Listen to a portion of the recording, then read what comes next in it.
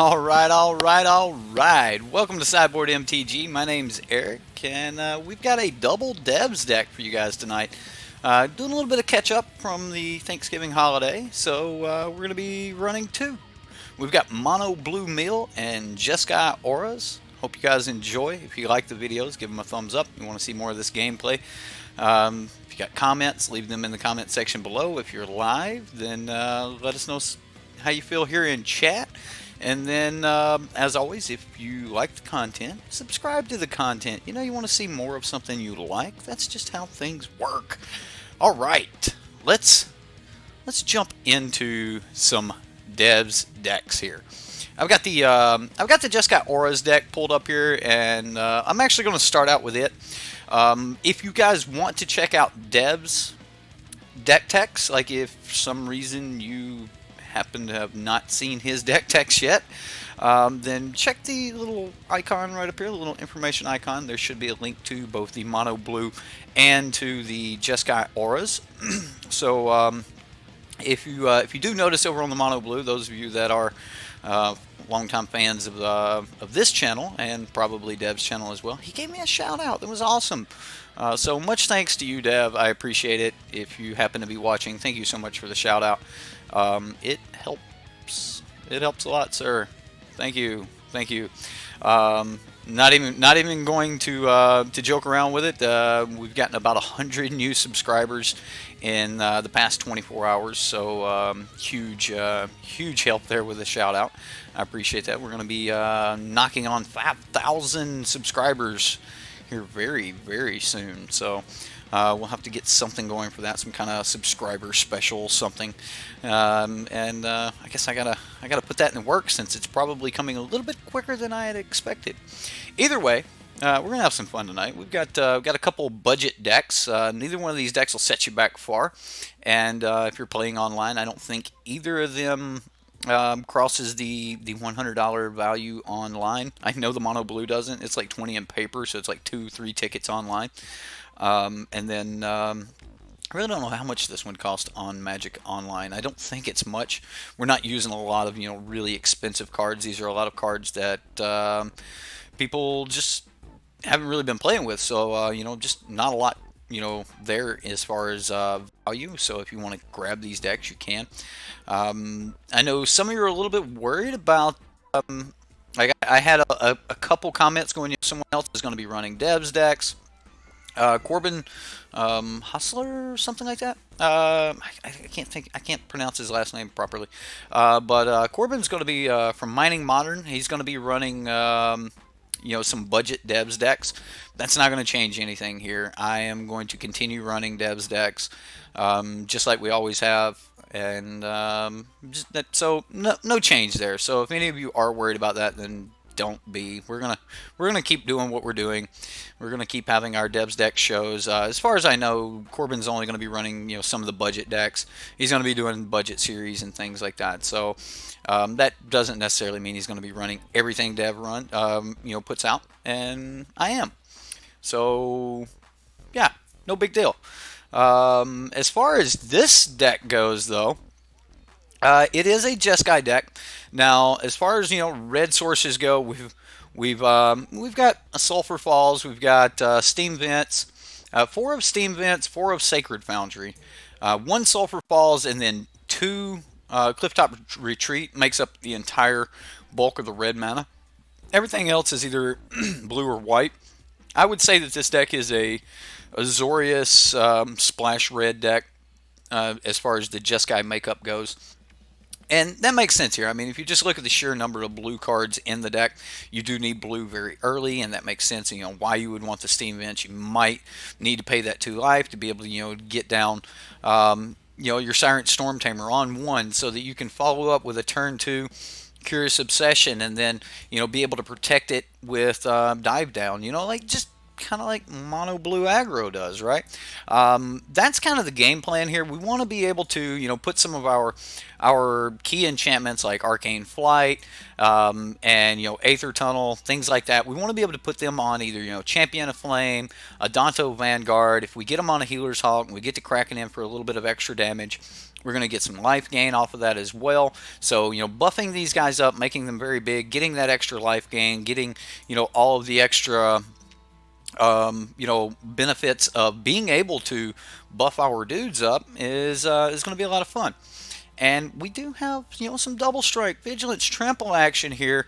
Like everyone, when this card was spoiled, everyone was like, oh my goodness, how do I get auras on this thing and protect it? Well, Deb's done it for you. As far as the sideboard goes, well, actually, one other thing I want to mention about the main board really quick is look at the mana curve here, right?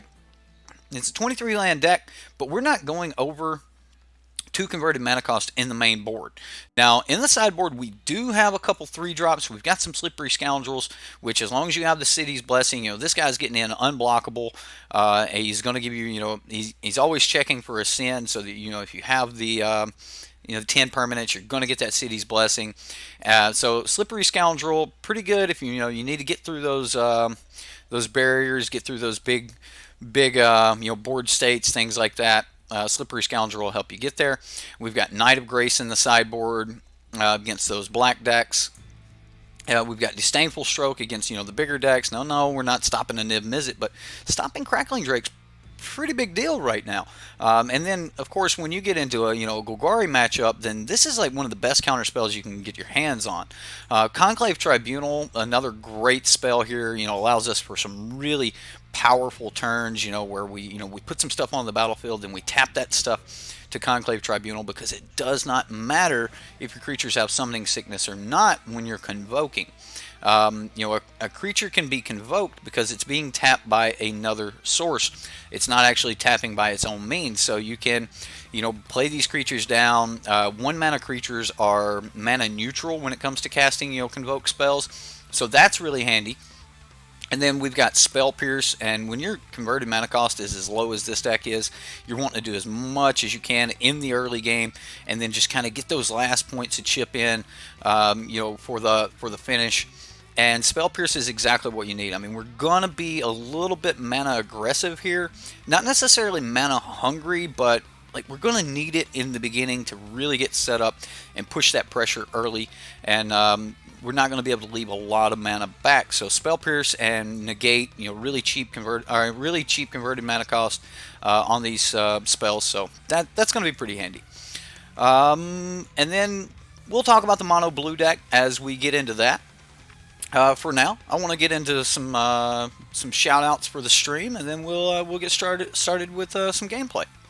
So, what's up, everyone? Says Jareth Miles. Madness, how you doing? Disdainful Stroke is rather unrated. I agree, sir. Like most of the good spells in Standard can be stopped by Disdainful Stroke, except for old Niv Mizzet and Carnage Tyrant, the best 2 spells in Standard right now. Been looking forward to this Auras deck, says Kenneth. Well, you know what? Let's have some fun with it, right?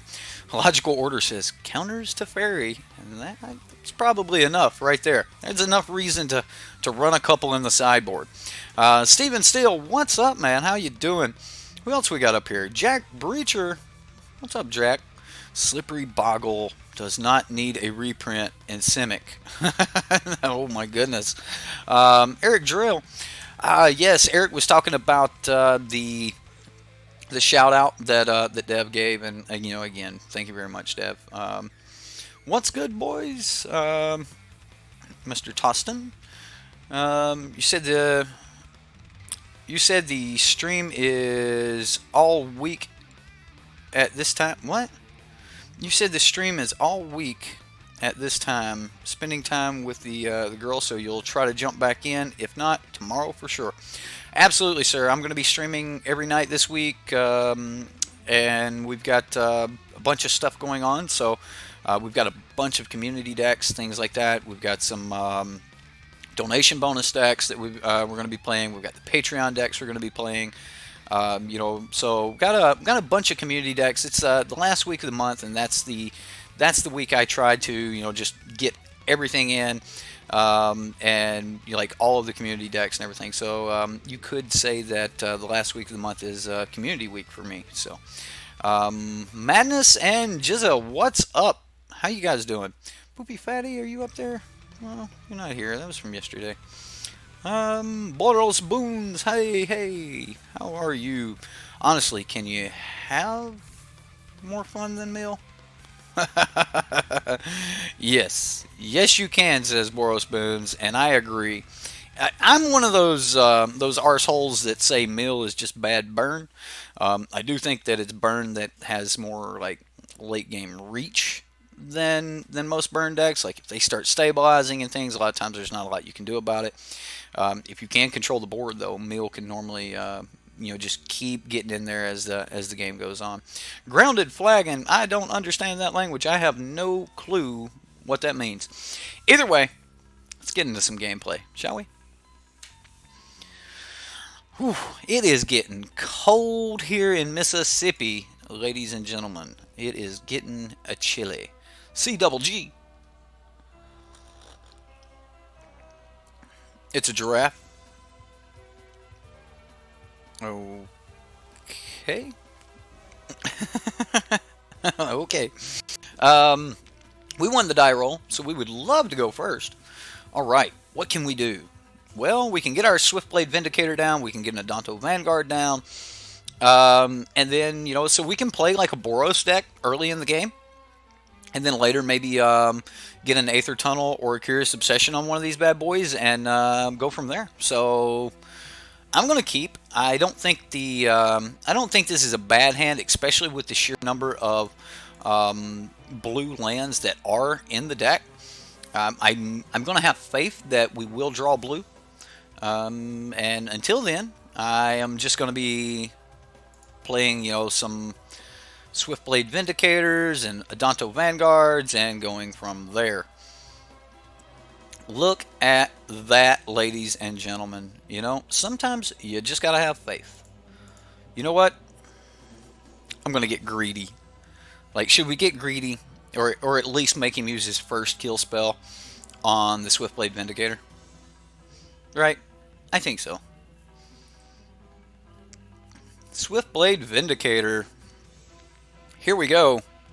Man, another blue source off the top. Wouldn't that be great? Yes. Mill deck is going to be the second deck that I play. I know it's on the left side.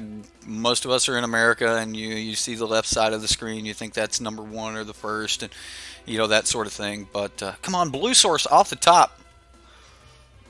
Oh, man. All right. All right, so if I play Clifftop Retreat, we get to do some fun here, ladies and gentlemen. All right, so we got a little bit menace on this dude. Let's buff him up a little bit more, right? Just a little bit more. We'll draw a couple cards. This guy is like, oh my goodness, what is happening?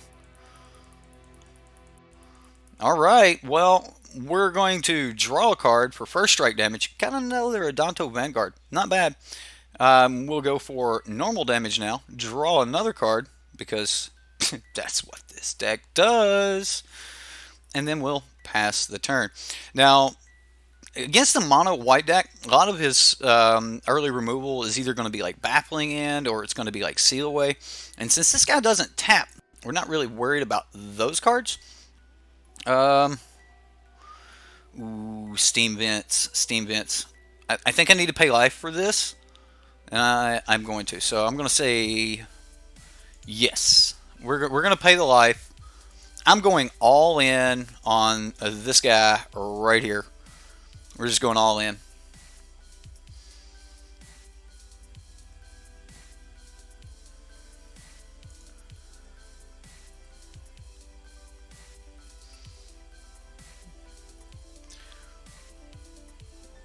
Yes, we would love to use that ability.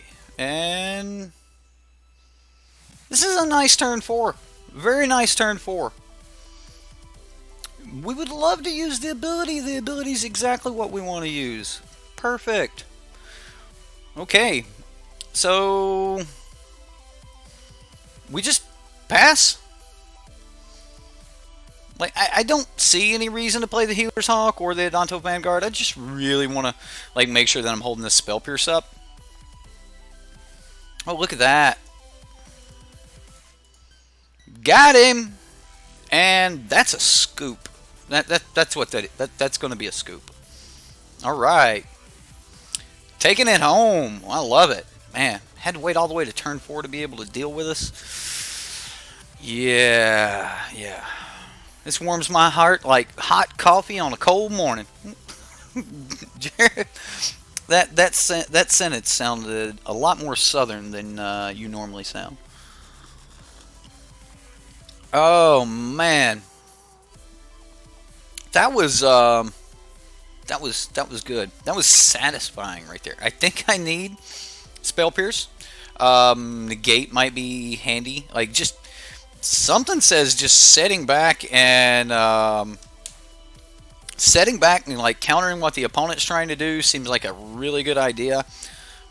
Maybe peel off of a Healer's Hawk. I kind of want to keep my Siren Storm Tamers. I want to keep my dive downs, things like that, and go from there. That's it. I'm buying this deck. All right.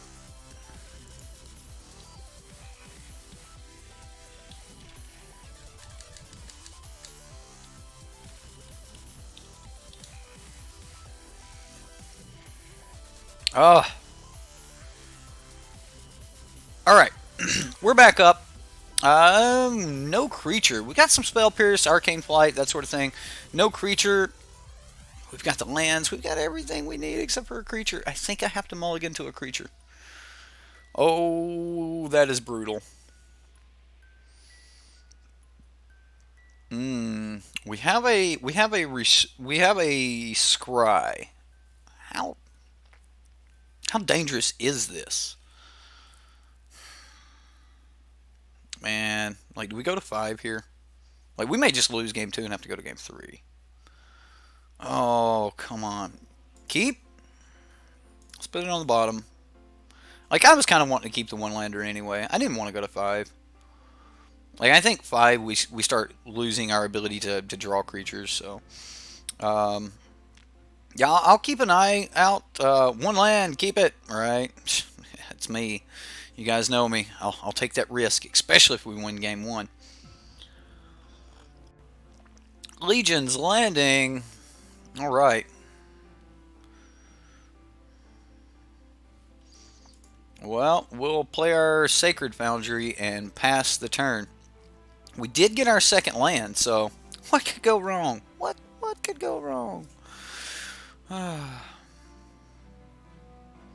One land on the draw. What could possibly go wrong? I don't like keeping a 7-card one-lander because you don't have that scry. I feel that scry is like pretty important when you're doing that type of thing. Wonder if the opponent kept a one-lander. Oh my god, no, he didn't. He didn't. Didn't happen. All right, well, I'm just gonna run out this Adanto Vanguard. I do need to kind of like pray for blue mana. Just ripping off the top, right? Felt pretty great. I bet it did, Albatross. Like, we can't be going down again. Like, we can't be going down.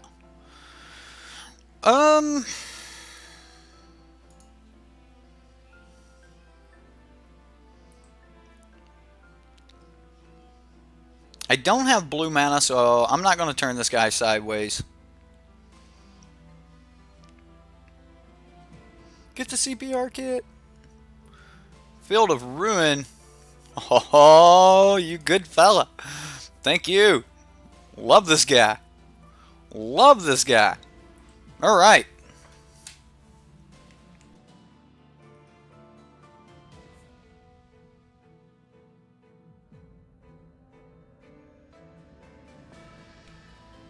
Allergies. Well, not a lot we can do about that. I mean, best hope here is to rip another blue land. Seems pretty good, right? Just rip another blue. We'll go Aether Tunnel here. We can leave up Dive Down. I mean, if he flips the Adanto, that's one thing.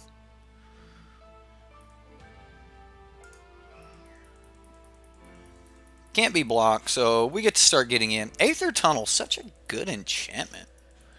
Yeah, I'm just going to hold this open so that we can stop a cast down. Or not a cast down, but a, what's it called? Seal Away. There we go. No Storm Tamer first? No, I wanted to get in for the damage. I know he's flipping, but I wanted to get in for the damage here.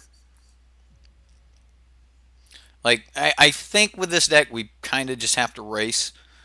Now, and that's just because I wanted to hold up Dive Down, guys. Like, that was my main idea here, was I just really wanted to hold up a Dive Down. Sprouting Renewal. Destroy target artifact or enchantment. Well, we can't stop that. Wouldn't have been able to stop that with Siren Storm Tamer either. It has to target a us or a creature we control. So, yeah, we can get the Siren Storm Tamer out now, though. We've got plenty more good enchantments we can get into.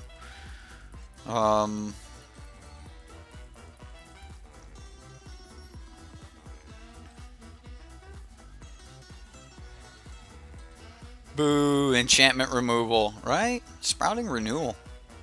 What a thing. What a thing. I mean, it's got Convoke. So, I mean, you can get away with that really cheap. It's not a bad card. Not a bad card at all. What do you do here, opponent? What do you do? Bad pizza hurts the soul. What?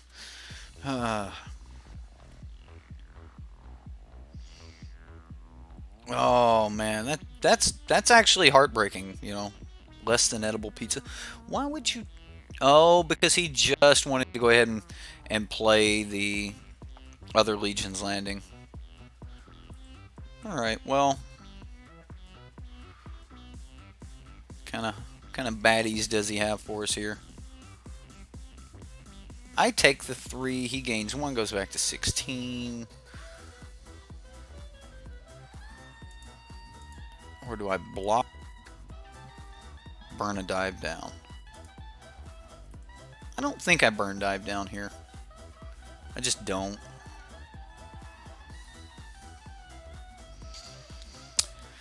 This part's not cool. I'm not really fond of drawing this many land. I think I burned the Dive Down here with the swing.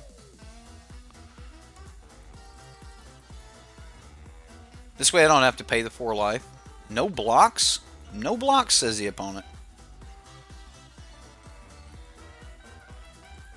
Alright, well, almost as bad as messing up a hamburger. What's up, Mr. Roberts? How are you, sir? How are you? Good to see you. Well, good for you to see me. Can't see you, but good to see you. Oh, we're taking a beating. Alright, I'm burning a Dive Down.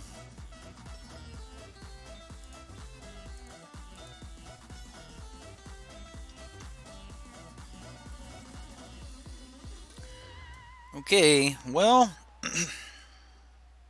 losing the race. That could help. That could help.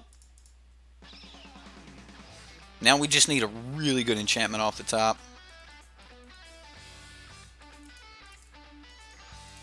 Do we set back and block? Alright, so we take 4, go to 9, or we go to 5. We swing it, he's going to... Man, we're so losing this race. We actually go to 4 here because he's going to make another dude. I mean, I can block one of them, burn the last Dive Down.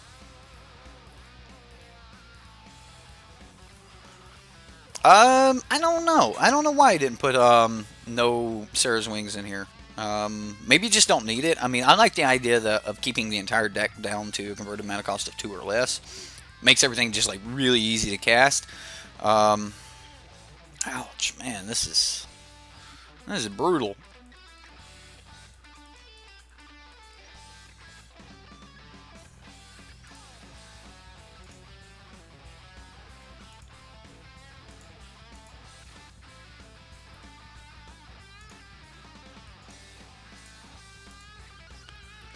Okay. I blocked this direction because if he had a kill for in response to my dive down, I could sack the Siren Storm Tamer to remove something here. Fortunately, he's gaining more life than we're dealing here. We just got a little bit too slow here. Grow from the ashes. All right, he's ramping. A little rampage. How's it playing, Justin? Pretty good, actually. Our first game, the game was over turn 4-ish. Like, we had him at 2 at the end of turn 4. So it was virtually over. Healer Talk. Alright, well.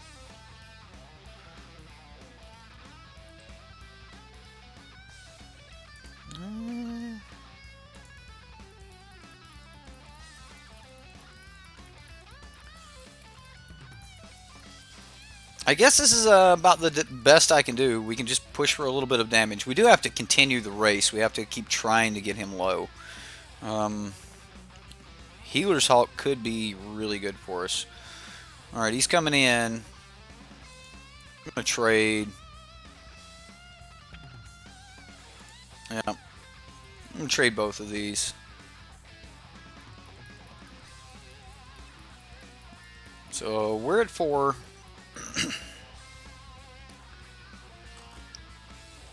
Logical order, it's called Naya.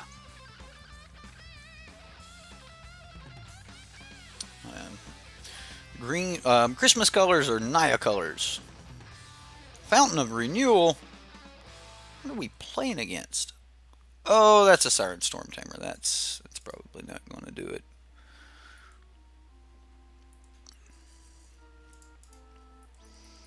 Getting in. Need those auras. Need some auras. Alright, so he makes a life linker. He can hit us for 3 this coming turn if he doesn't have buffs. He might have some combat tricks. Gains a life. Draws a card. Attacks with dudes.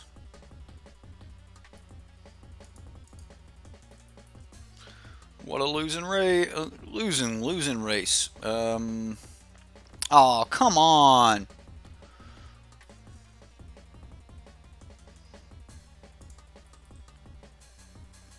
I'm still dead here.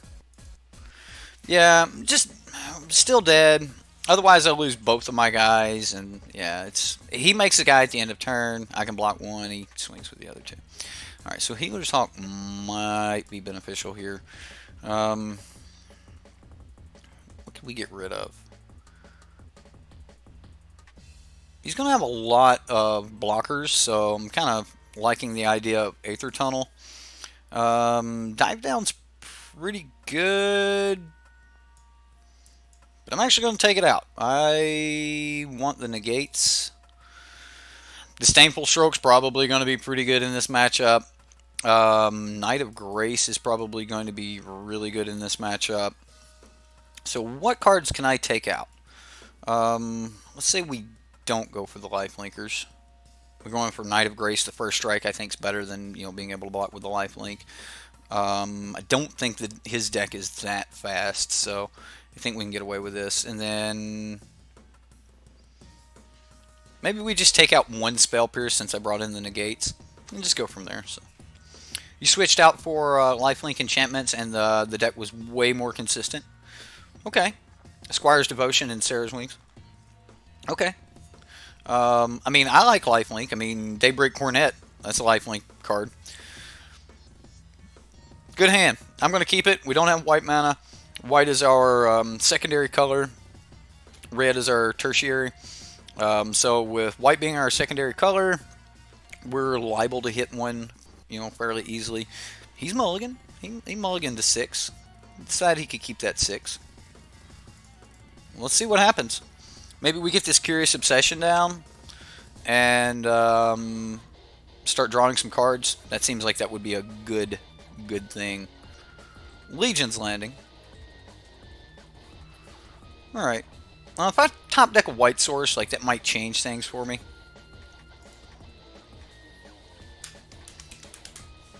Like, because I would like to be able to keep this Iron Storm Tamer as a protection spell. So I'm gonna wait a moment. I'm gonna go ahead and chip in for 1, so if he swings back next turn, we've got a little bit of action here. Yeah, we got a champion. Putting a Curious Obsession on champion seems like it would be fun.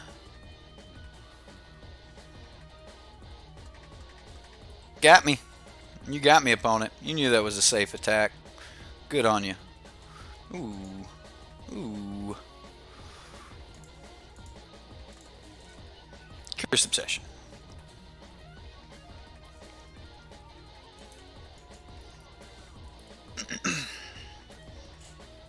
Not going to play anything from my hand here, as I really want to be able to keep up Siren Stormtamer here to protect our curiously obsessed Champion of the Flame. Right? Like those hands where you just get Champion of the Flame, it's just like, oh yeah, I'll take this. Grow from the ashes, you got it, opponent. He's doing the ramping. He's ramping.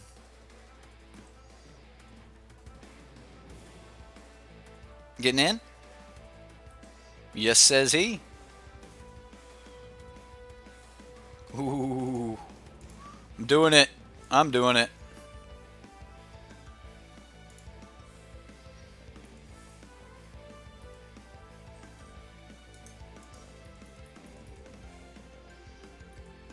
Got an 8/7 Champion of the Flame, doing work, drawing cards.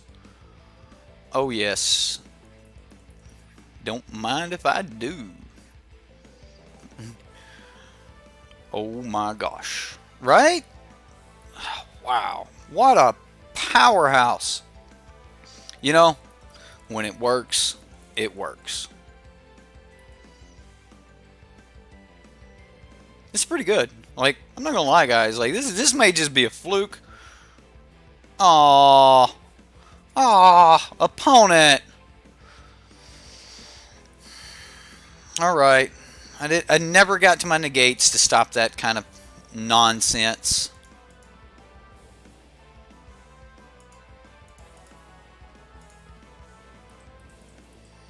See how he feels about this nonsense. Rage quit. No, we've got so much redundancy here. Hard casting Conclave Tribunal. That feels great. Alright, well, Fountain of Renewal. That'll gain him a little bit of time. Ooh, alright.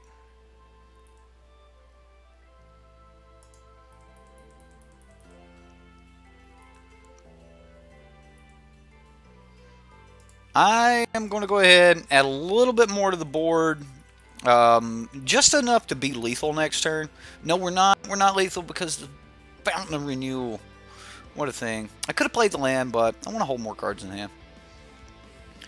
Really wish I would have gotten to one of those negates. Man, one of those negates would have been so good right there. Deafening Clarion. Alright. You no trick me. I made my dude indestructible. Sapperling Migration. Aether Tunnel. Come on. Tunnel me. That ain't a tunnel.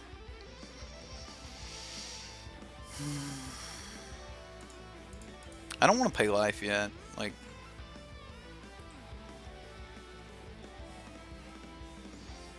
no, I don't want to swing in that and like just kill a 1/1 for 4 life. Like, I don't want to like dismember a 1/1. That's basically what it would be. Like, pay 4 life, kill that. Ooh, Divine Visitation, opponent. What do you got going on here? Arcane Flight. That's not horrible.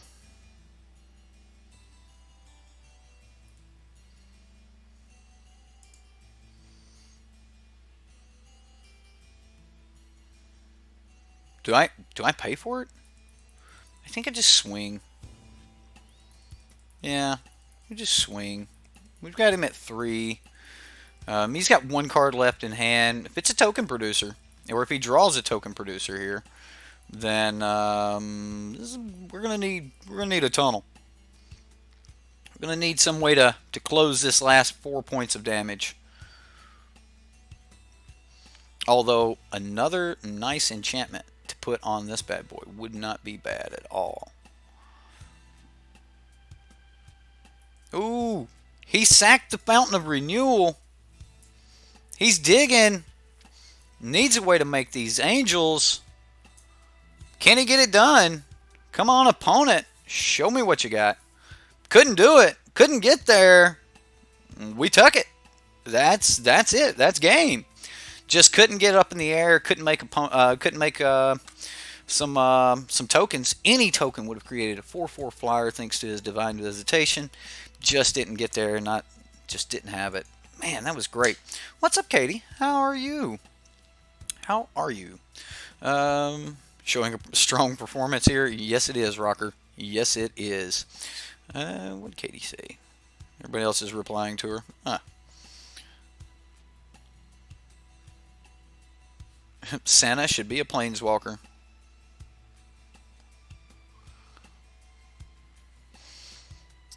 Opponent couldn't get it up. Oh, come on. All right. Alston Flakiness. Show me what you got. That was pretty good. Like, just kind of bombed in game 2. Just didn't get our threats. Didn't get our other stuff. No, Aiden, you did not miss mono blue. I actually started out with Jeskai Auras. I figured I would troll the entire, Western world by putting something on the left side and then actually making that the second deck. So, I didn't mean to do that, but that's kind of how it worked out, right? Nicholas, we're going to be playing the mono blue after this. So anyone just tuning in, we're on Jeskai Auras. We're going to play a few games of that, and then we're going to jump into the mono blue mill deck. No, you have not missed it. No, I will not keep a one-lander on the first 7. This isn't bad, though. This isn't bad. Sure, I'll keep that. Alright, so we just need this Champion of Flame to live, right? Like, if Champion of Flame oh, man. Well, that's going to hurt us. Show me that mono blue. Thank you, Aiden. I appreciate that. We're going to show you that mono blue here very shortly, sir. Very shortly. I think that I can go Healer's Hawk. And then just pass and, like, hold up Dive Down.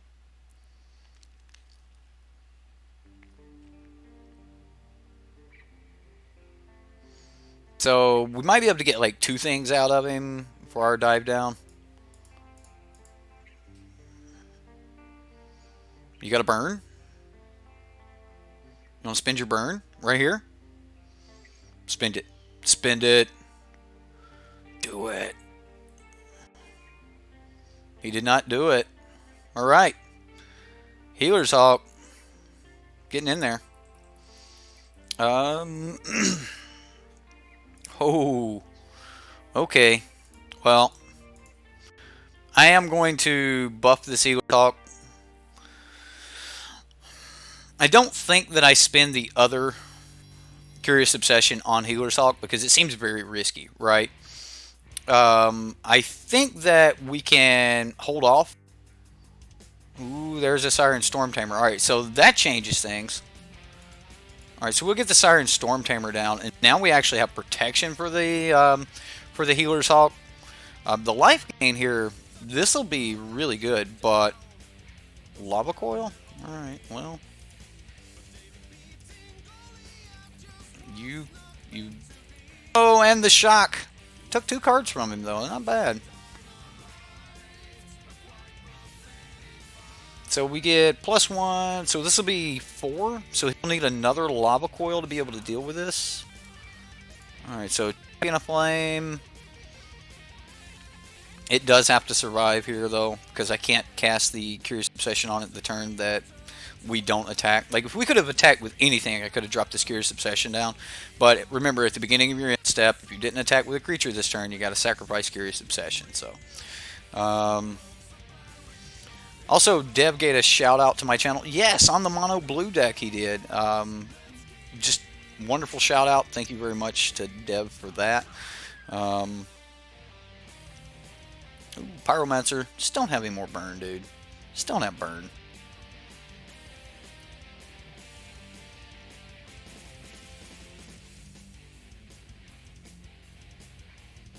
Ooh.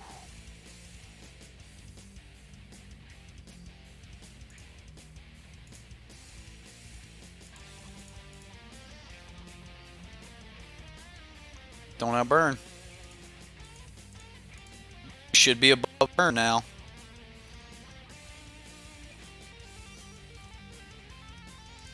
Burn this, opponent. Burn this.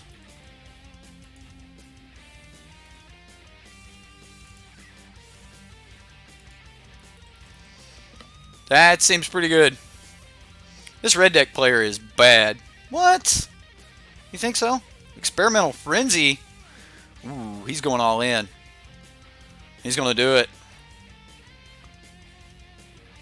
Oh man, CO2. That'll make him burn, right? CO2. Curious Obsession times 2.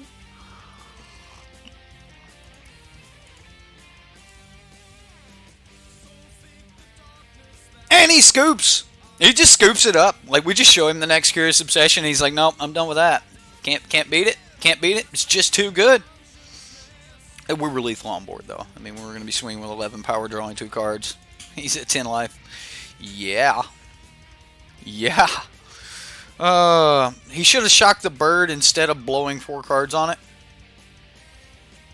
We would have countered whatever, and the other one was sorcery speed, so like he had to put the sorcery speed on the stack first, wait for us to sacrifice the like to counter that spell, and then throw the instant speed spell on. So I don't necessarily know that he even had a choice, like just from deck composition of having to run those, you know, sorcery speed burns and stuff. Like it just seems like he just didn't have an option there.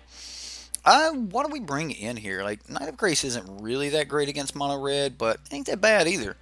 Champion of Flame is going to be like our big daddy. He's going to bring it home. Just getting above lava coil seems pretty good. Swiftblade Vindicator could do some work, right? Like, I think this deck's going to feel a lot like, let's say we don't need Arcane Flight. I think this deck's going to be a lot like the mono blue tempo deck. The games where you have Curious Obsession and the games where you don't have Curious Obsession are going to be completely different. Oh, okay. Knight for Adanto. That's probably a good swap out, Kenneth. I didn't think about that. Just to, like, trade those out. It's just one's just a little bit better than the other. That single copy of Spell Pierce, though. Right? Like what? Like what else? I want that Spell Pierce, man. Like, Spell Pierce is so good. I'll keep this hand. This hand's not bad.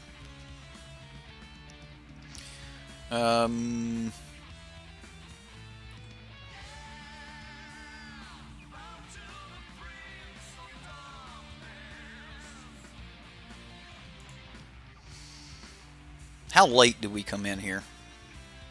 Like, I'm thinking about coming in, like, kind of late, like turn 3 late on my auras. So that means I don't need to put a Healer's Hawk down this turn, or do I need to put a Healer's Hawk down this turn? Is it worth 2 life to get shocked? Like, do I shock myself to give him the opportunity to spend his turn 1 mana? I don't think so.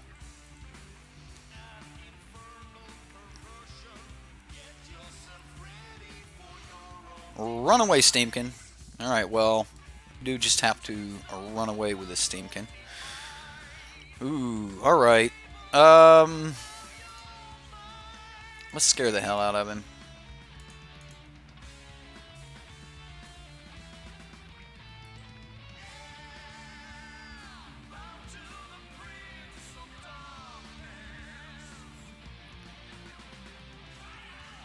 I mean, he's got Wizard's Lightning, he's got Lightning Strike, he's got Shock, he's got Lava Coil. Okay, he probably doesn't have Wizard's Lightning if he's got lava coils though.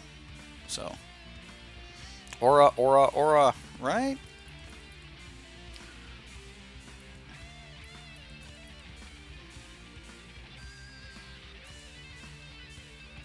Oh, nice. Um,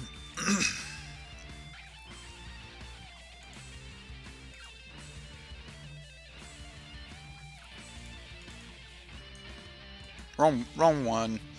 I think I put down my creatures here. So we go Siren Storm Tamer, Healer's Hawk, Healer's Hawk, and then pass. It's not like the greatest thing in the world, but next turn we can make a abnormally large Champion of Flame.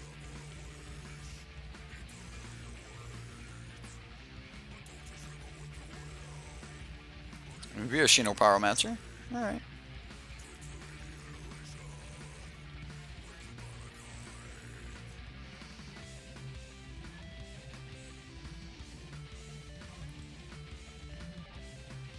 I think we can outrace this.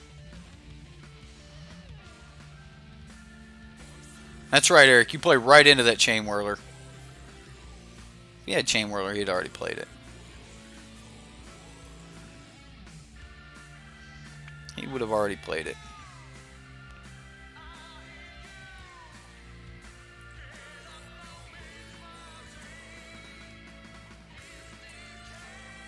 I just need to play into stuff to get him to spend spells. Maybe here comes the Chain Whirler, right? Maybe this is the Chain Whirler. Why would you spend a Lava Coil, though, if you have Chain Whirler in hand, right? Like, why would you deal with any... I don't know. Spell Pierce.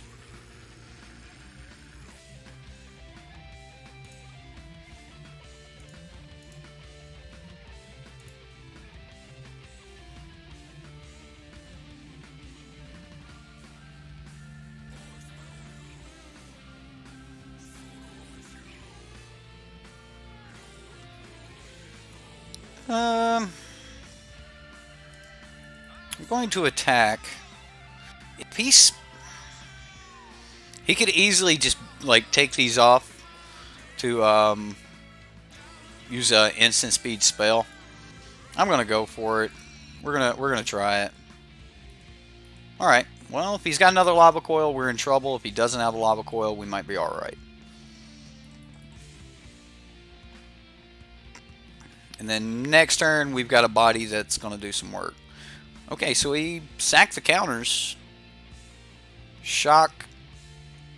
Healer's Hawk. Alright. Shino Pyromancer. It's going to hurt. It's going to hurt a lot.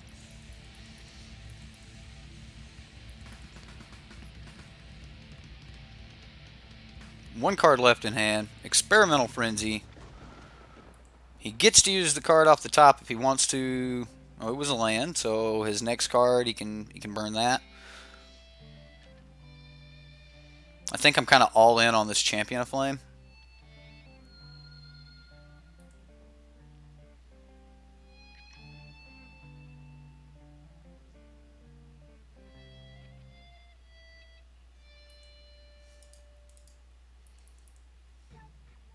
Maybe we'll get lucky and he'll remove the counter's second main phase and cast something off the top.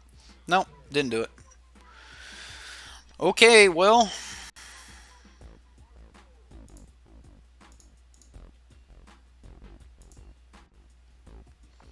Frenzied Rage.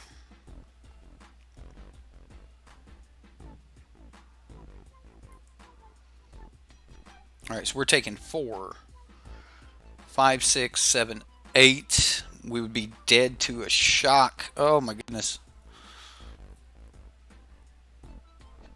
Or dead to a lightning strike. I think I still have to, I mean, I have to swing, right? Like, I don't have any options here. Like, I have to swing. We'll draw a card. Another Spell Pierce. Maybe we get to stop something here.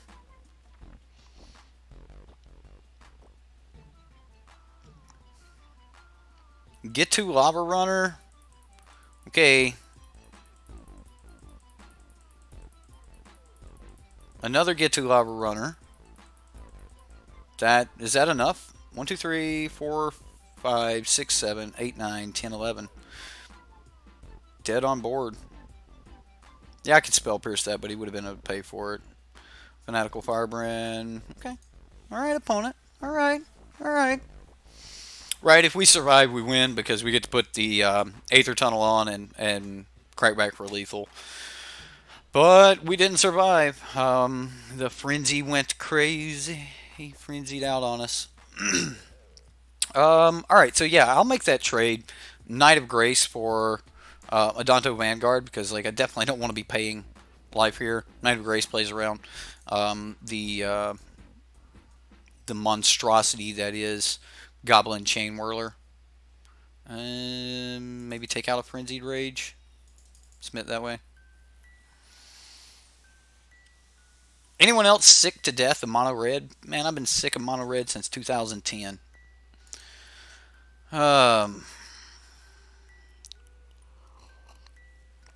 Can't keep that. That is keepable. That's keepable. I mean, it's a little slow, but it's keepable.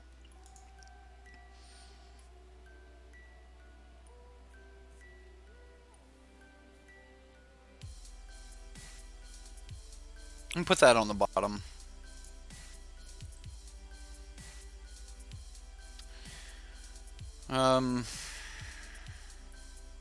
Get to Lava Runner. Alright.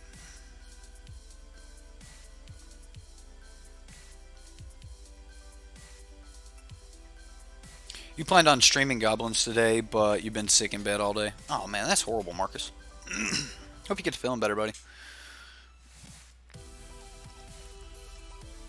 Yeah, Obsession on the double strike guy will feel real nice. Yeah, it feels dirty though. Like it feels like we'll just get blown out by a lava coil. Like I really don't know where to go with this. I guess we just put it down though, right?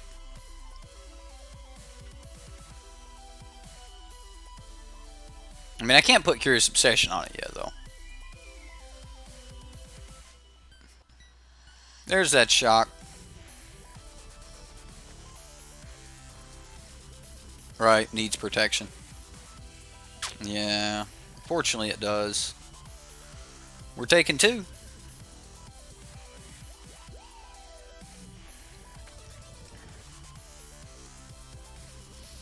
Steam vents. Do we pay for that? I kind of think I pay for that. Give him all the opportunities in the world to use his cards and his mana. Alright, here we go. Risk factor. Why, yeah, I'll take 4 damage. It's probably not good though, right? Chris Wells, what's up, man? Holding up Whirler.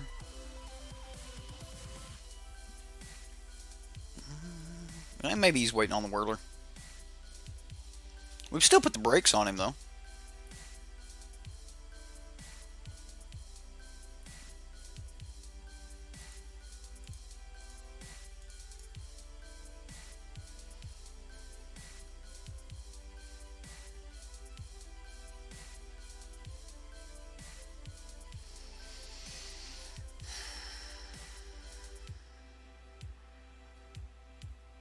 How bad do we get burned here? I gotta go for it. It's an Auras deck. Sometimes you just gotta go for it.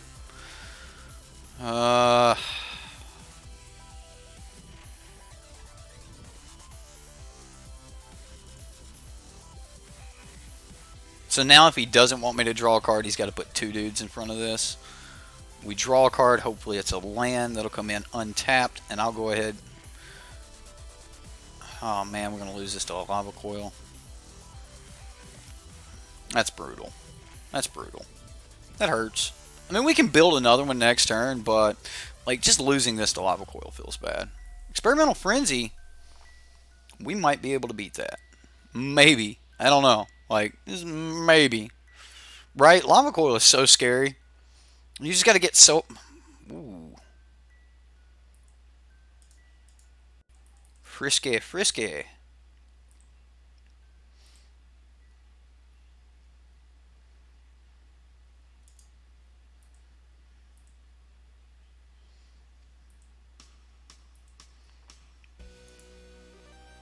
More lands? Alright. I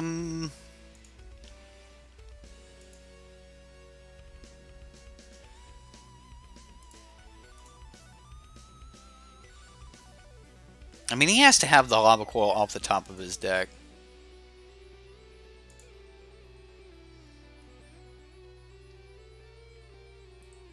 I think I'm fine without using my other Curious Obsession here.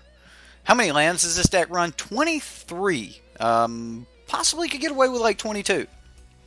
I mean, the entire converted mana cost is like 1s and 2s, but like the deck's a little bit hungry. Like for like to be able to cast its spells, it's hard to get a 3-color deck, you know, in under 20 lands or something like that. I mean, Dev brought us that 16 land abomination mono black aggro. That was crazy, but it worked. So like you could run like less lands. I probably wouldn't go down below 21 for sure, just because like getting your colors is going to be a pain.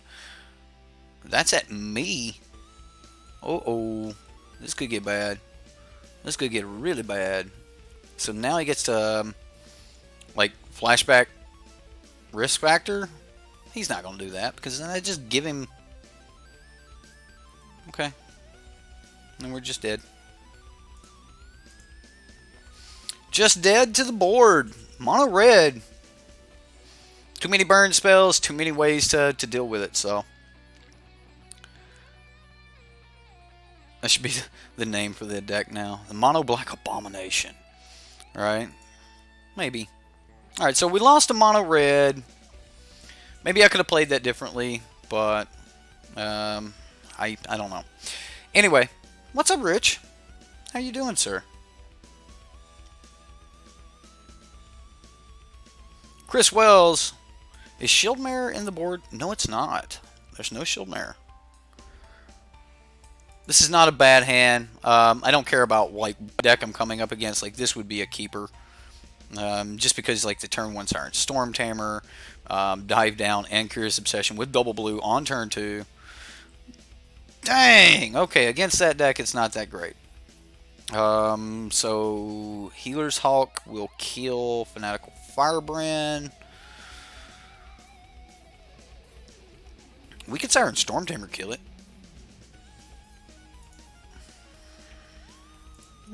This will kill Firebrand.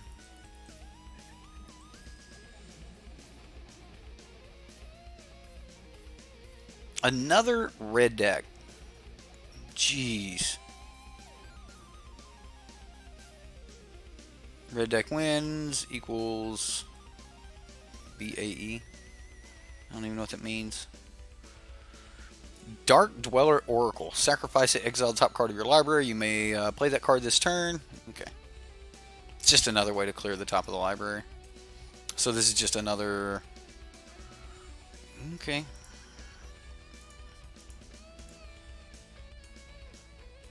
I'll play the Healer's Hawk.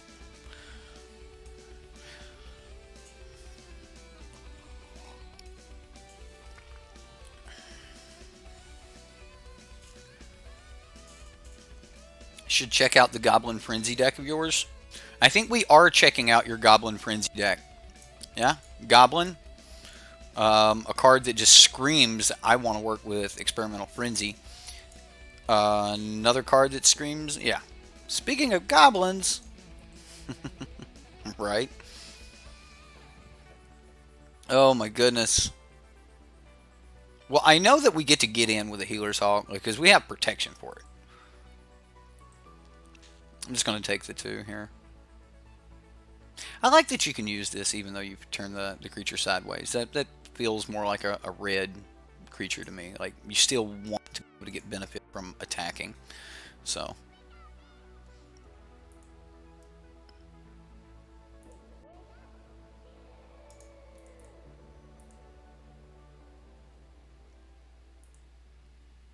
Opponent's only got 2 cards left in hand.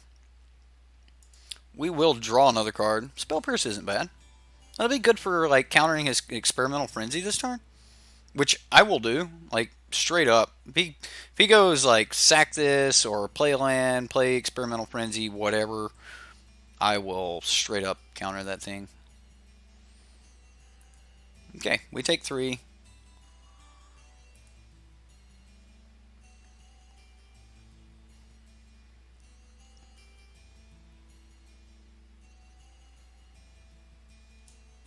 Well, that's sacrifice a creature. That ain't horrible. Fanatical Firebrand on top. He's going to cast it. Alright. Doesn't seem horrible. He gets a Firebrand.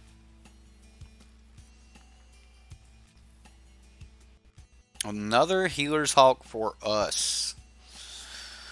I think I just swing. Gain a little life.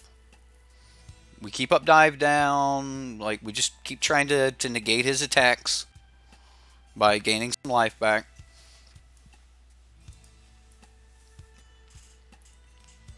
Draw some additional cards. Don't really have much we can play right now, but drawing cards seems good. There we go. Now, what's the reasoning behind like bringing this in tapped or untapped? If I bring it in, I can get a Swiftblade Vindicator down.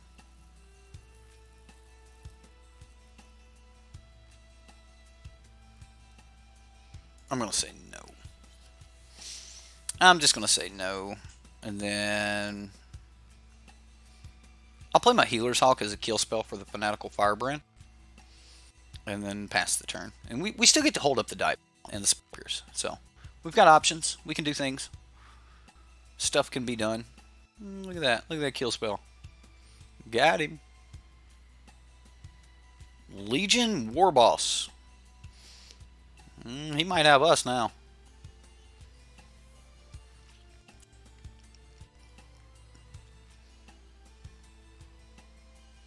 Alright, so we're going to need to gain more life.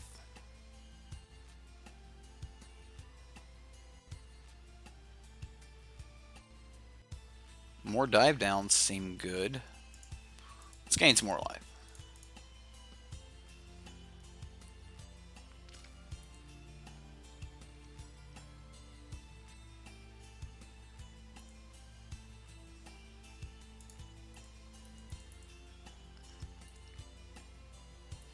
Do need to create blockers at some point.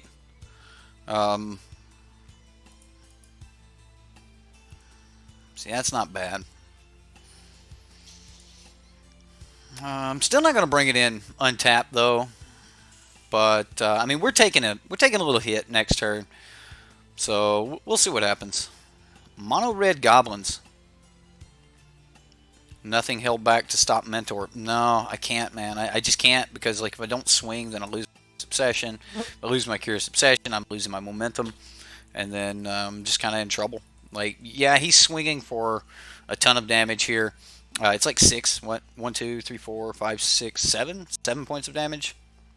So technically it's just 3 points of damage.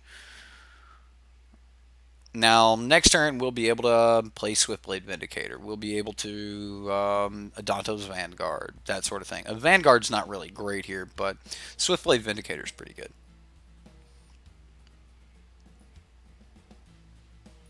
Although it only like stops the Legion Lore Boss from swinging. Another Adanto. What do you say before we spend our mana, we gain some life back? Like, we have to just race this. So we gain some life back. This is just getting exponentially bad. Yes, we would love to use that. That's an island. We can play said island. So red, white. Maybe I should have went red, white, and then white. I could have played an Adanto and just traded it for something, or chump block with it.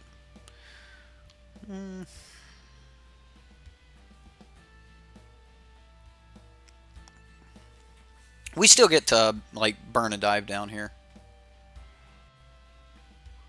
Goblin Trash Master. Okay, it's only destroy target artifact. Alright. Other goblins gain that additional boost here, though. So this is a huge, huge hit. And that means we can't kill the Legion War Boss any longer.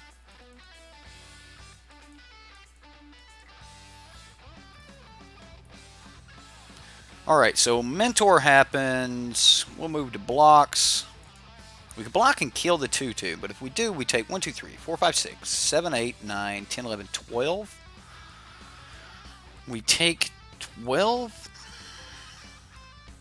Otherwise, we take 11.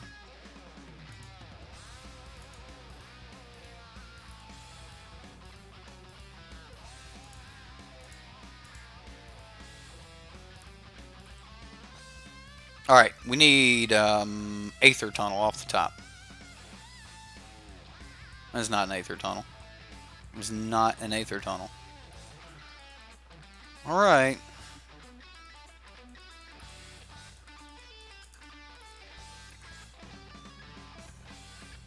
Go ahead and get in for some more. We'll go back. Aether Tunnel off the top would have won the game right there.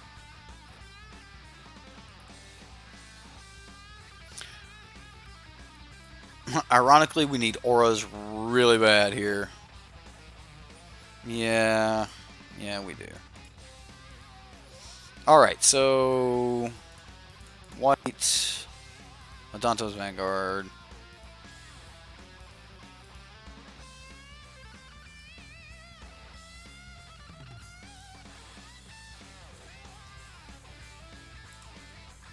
Red, white, Swiftblade Vindicator. If we stop 1, 2, 3, he's still.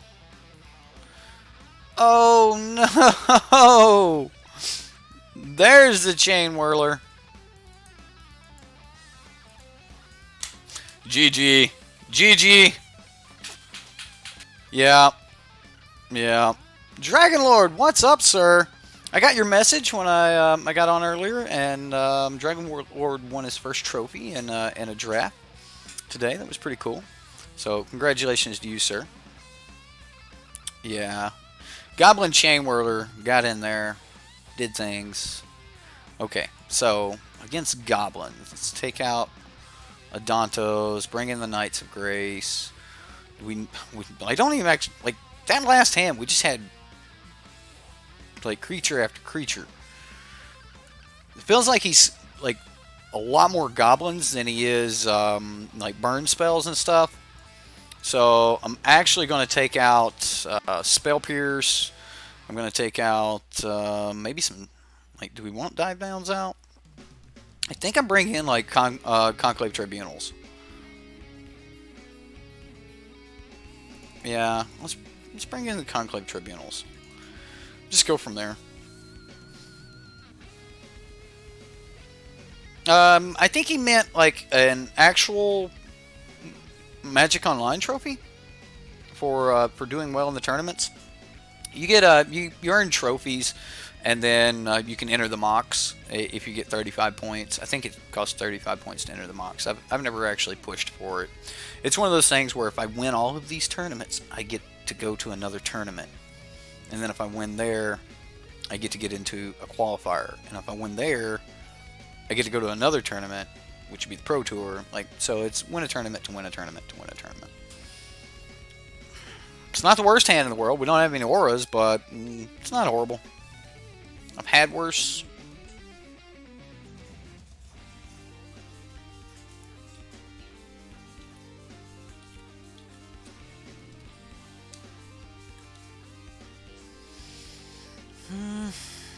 I guess we just Sacred Foundry say no and then pass.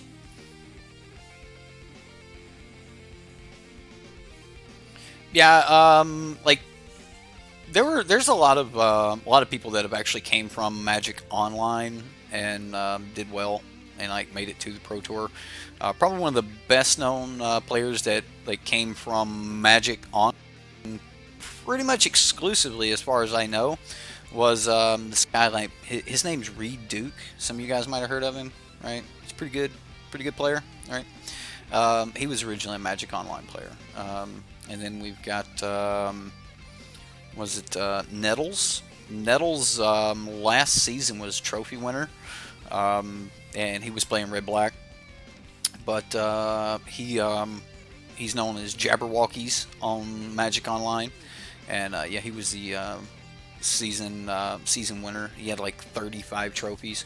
To get a trophy, you need to go 5-0 in a competitive league, or to get a trophy on draft, you need to do well in the draft.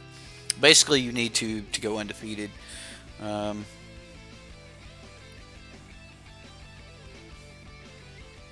gonna help that congestion with a cigarette. Be right back. Well, that seems like that'll help. That'll break it right up there, sir. Might I suggest menthol? That was bad. That was bad. I'm not suggesting that. Oh, even Jareth was like, make sure it's menthol. Life. Dragon Lord said he posted a pretty sweet Is It deck on Reddit. You guys should check it out and let him know what you think. Cool. Ugh, menthol. What? You don't like eating York peppermint patties as you kill yourself? Come on. It's a minty death. I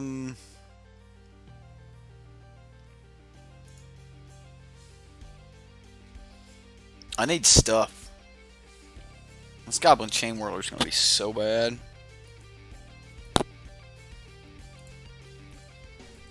I mean, if he blocks with his Dark Dwelling Oracle, then I'll dive down. I ain't scared.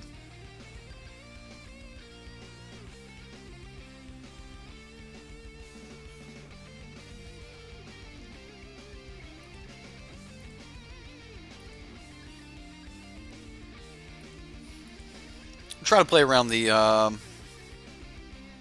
you die in mint condition. Oh my goodness, James Carr, that was too good.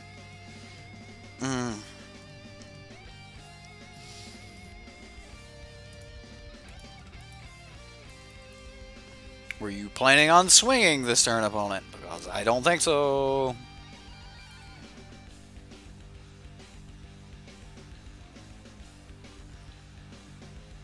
We really need auras. Okay.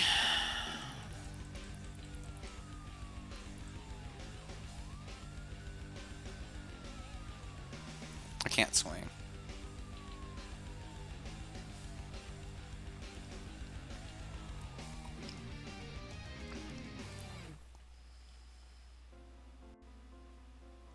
Volley Veteran. When Volley Veteran enters the battlefield, it deals damage to target creature. Okay.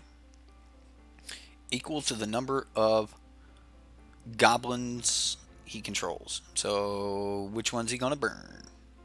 That one. Alright. So, no says I.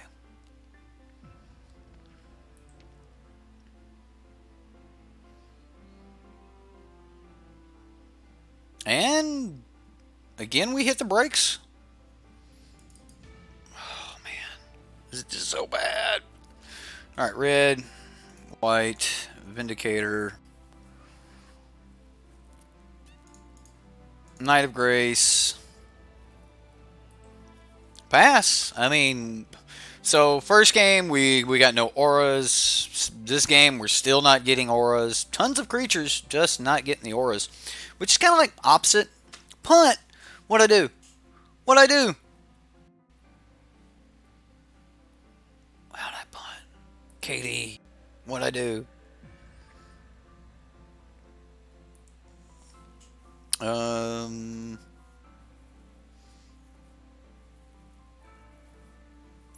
No auras equals sad, right? Oh my goodness.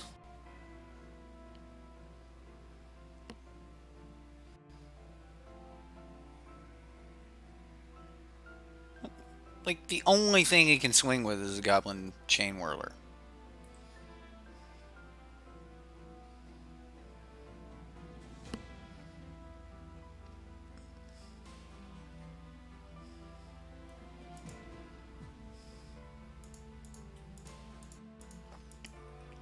I mean, I'll get rid of the Chain Whirler. I think that's the more important one to get rid of here. I mean, making his goblins cheap's fine. Alright.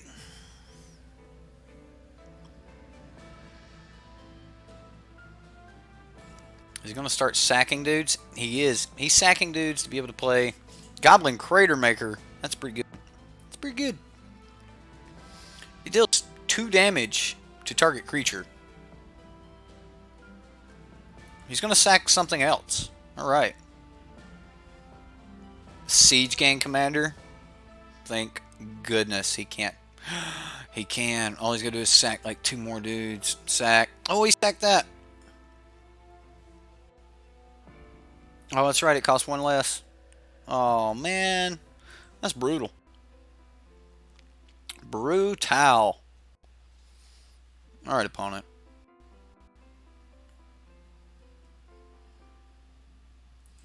Deck. Okay. Not the greatest showing. I hope everyone watched Game 1, right? Game 1 was great. Match 1 was great. And then we ran into red deck. Multiple variants. And yeah. Yep. I'm just going to get burned to death. I actually expect him to, like, point these goblins at my dudes, and then he can get towards my face with the rest of the goblins, and then, yeah. Game 1, Match 1 was perfect. Yeah, just go watch that, and then you'll love this deck, and then if you watch the rest of it, you'll be like, eh, okay, well, maybe I want the deck, maybe I don't. Either way, the deck is steel. It's so cheap that you could buy this, have it laying around, and kind of toy around with it and have some fun with it. Volley Veteran.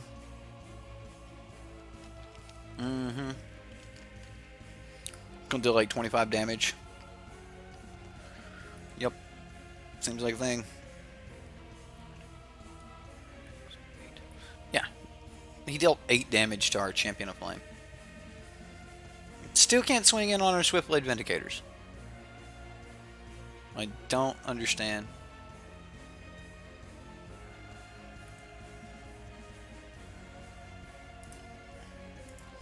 Rage Scoop.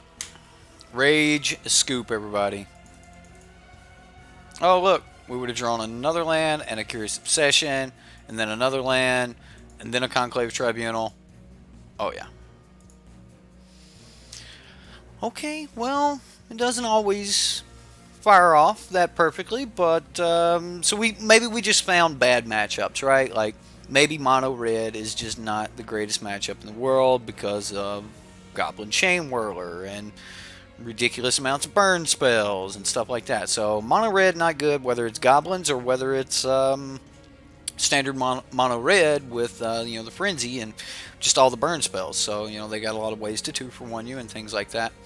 As far as like upgrades on the deck go, I don't think there's a ton that you would want to upgrade with.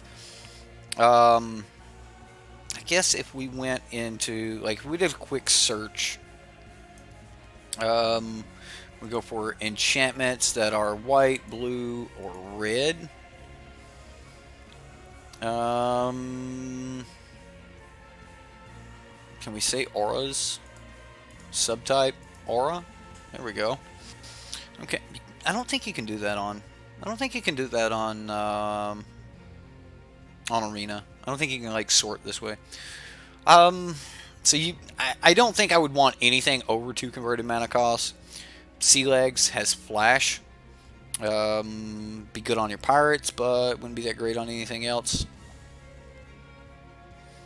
Yeah, that wouldn't be that great. Arcane Flight's been good. I liked it. Knight's Pledge. This is 2 mana. Target creature gets +2/+2. I like the Aether Tunnels. I like that. I think Aether Tunnel's better.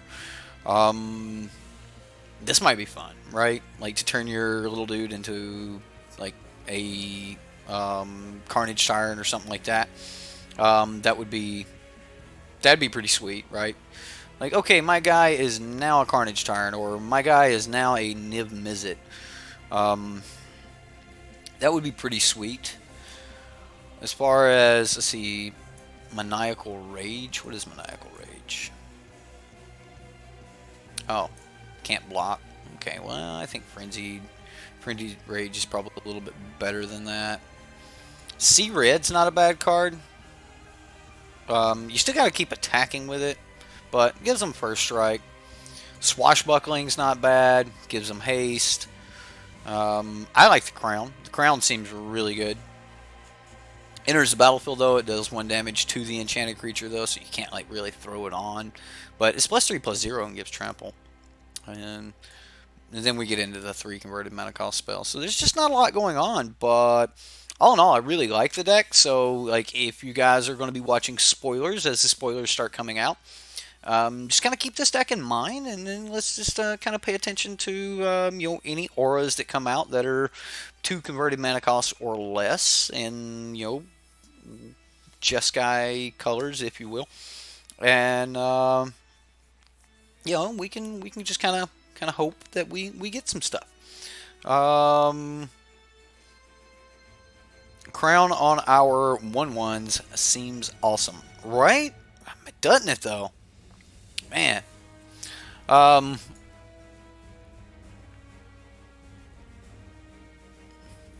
You can put it on your Champion of Flame, right?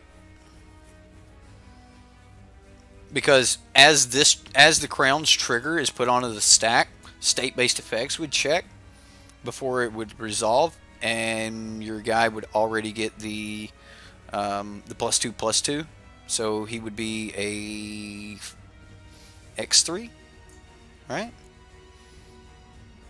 He'd be 5. He'd be a 6/3 by the time he took 1 damage. So you can put it on Champion of Flame. It wouldn't hurt anything. Whatever. Alright, let's move on to some mono blue goodness, right? I know you guys want to see this. Some mono blue meal.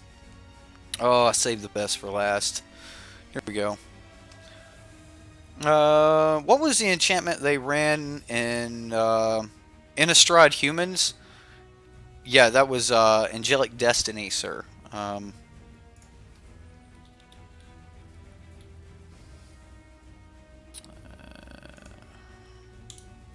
Angelic Destiny. This was a real enchantment right here, guys.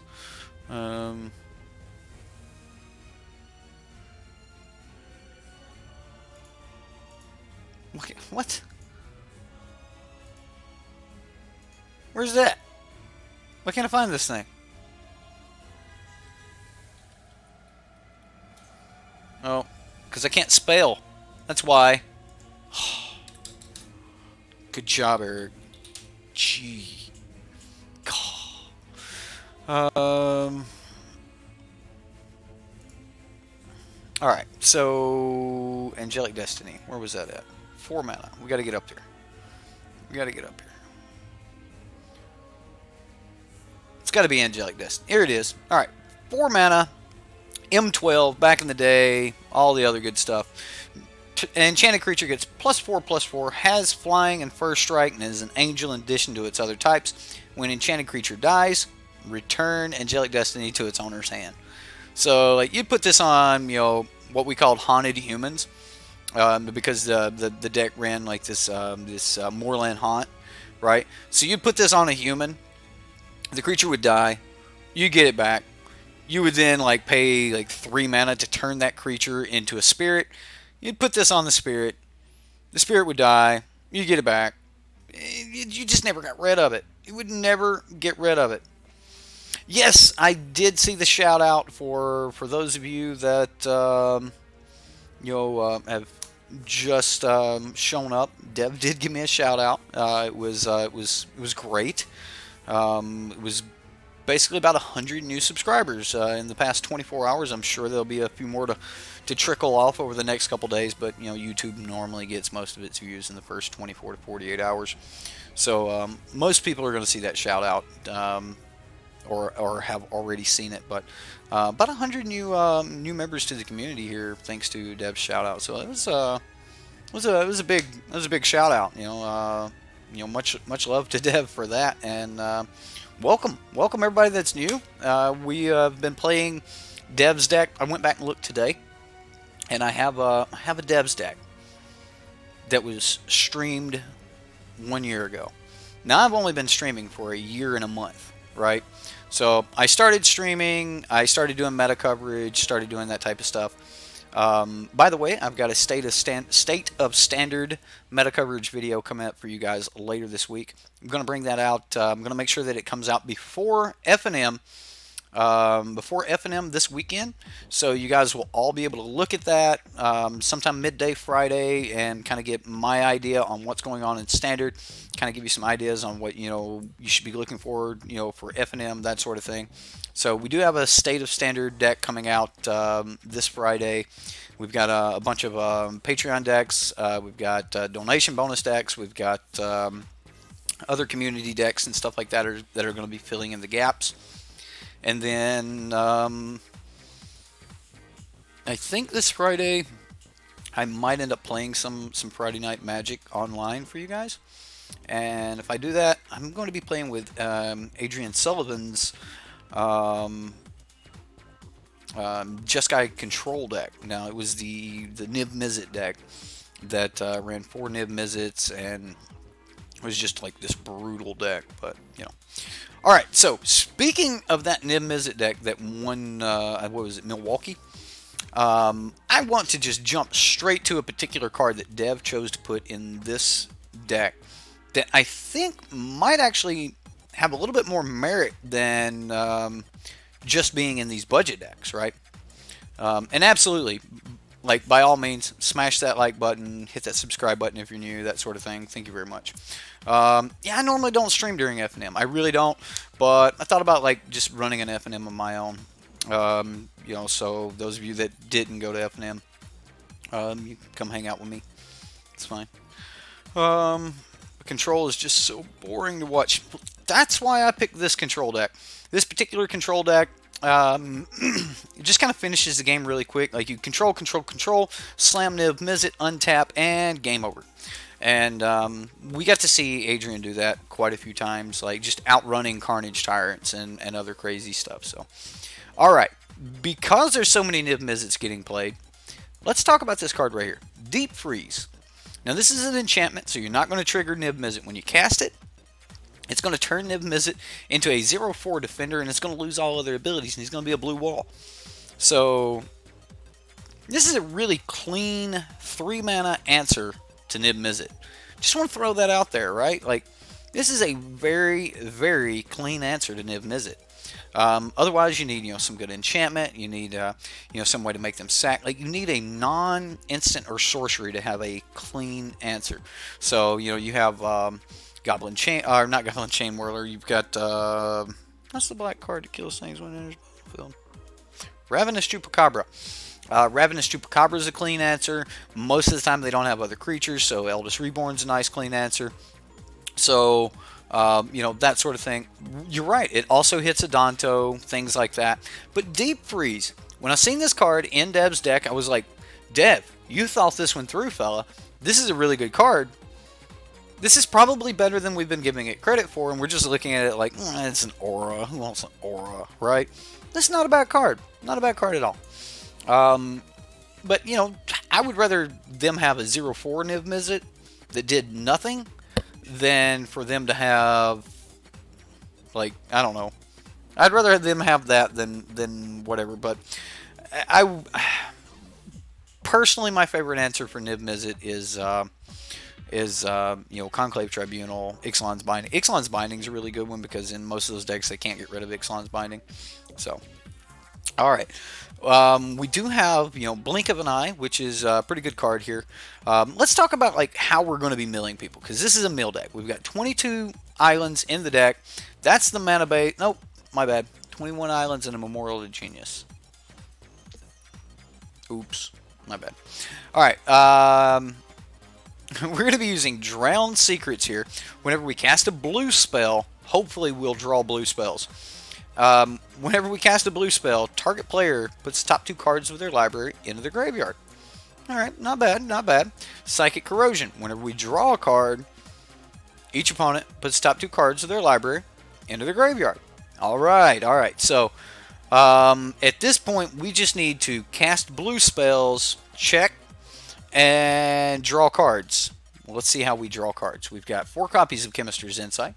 We've got, which is technically, like, we can draw up to 4 cards off of this. We've got Opt, which, you know, you can draw a card, scribe 1, draw a card. We've got Radical Idea, which is, you know, drawing cards, like churning through your deck. With cards like Opt and Radical Idea in the deck, you're actually only playing like a 52 card deck, okay? So think about that. Like, you're just going to have more consistency when you get the opportunity to run like 4 Opts and 4 Radical Ideas.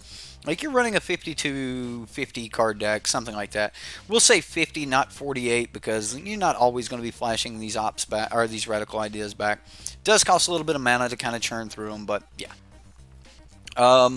We've got Chart, of course. That draws 2 cards. Blue spell. Not bad.